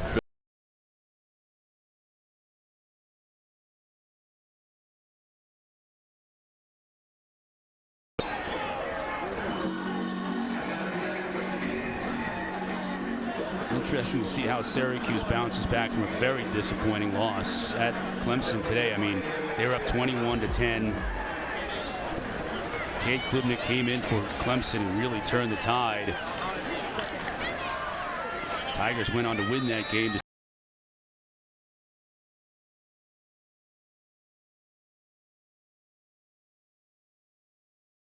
Get another shot, right. With Cade coming in and leading that comeback victory, and you saw the way Death Valley responded to him making some plays.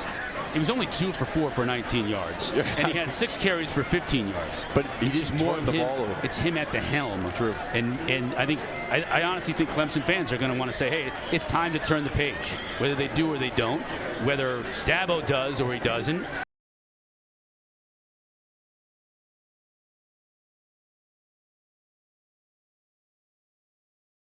Right, is success in college football. No question. DJ.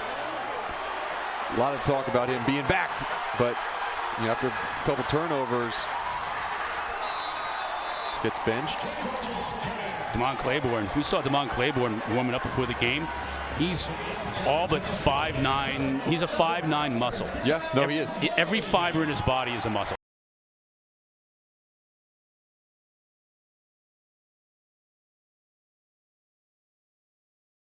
He had a phenomenal spring ball for Wake Forest, and again he comes into this Wake Forest situation where his talents aren't needed yet, and there's very value placed on that development, and he's been able to get into some of these games and have production, but with guys like Quentin Cooley, Justin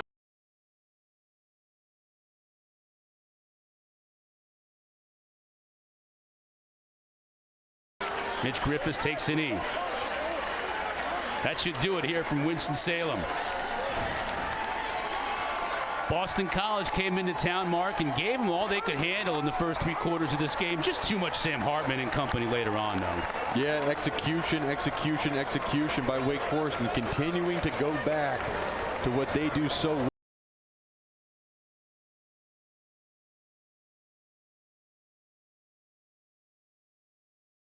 Not a bad day.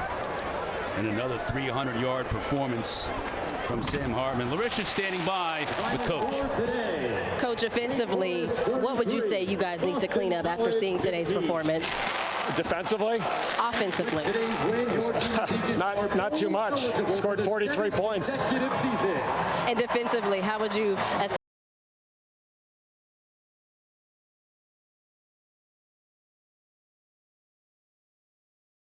Over. That long third down was disappointing, but overall, really good day for us. You let me know that you had never won against BC here on your home field. How does that feel today? It's just good to get this one. It's been a great rivalry. BC's a good program, and it's been a lot of back and forth, so it's a good win for us. Thank you for your time. Thank you.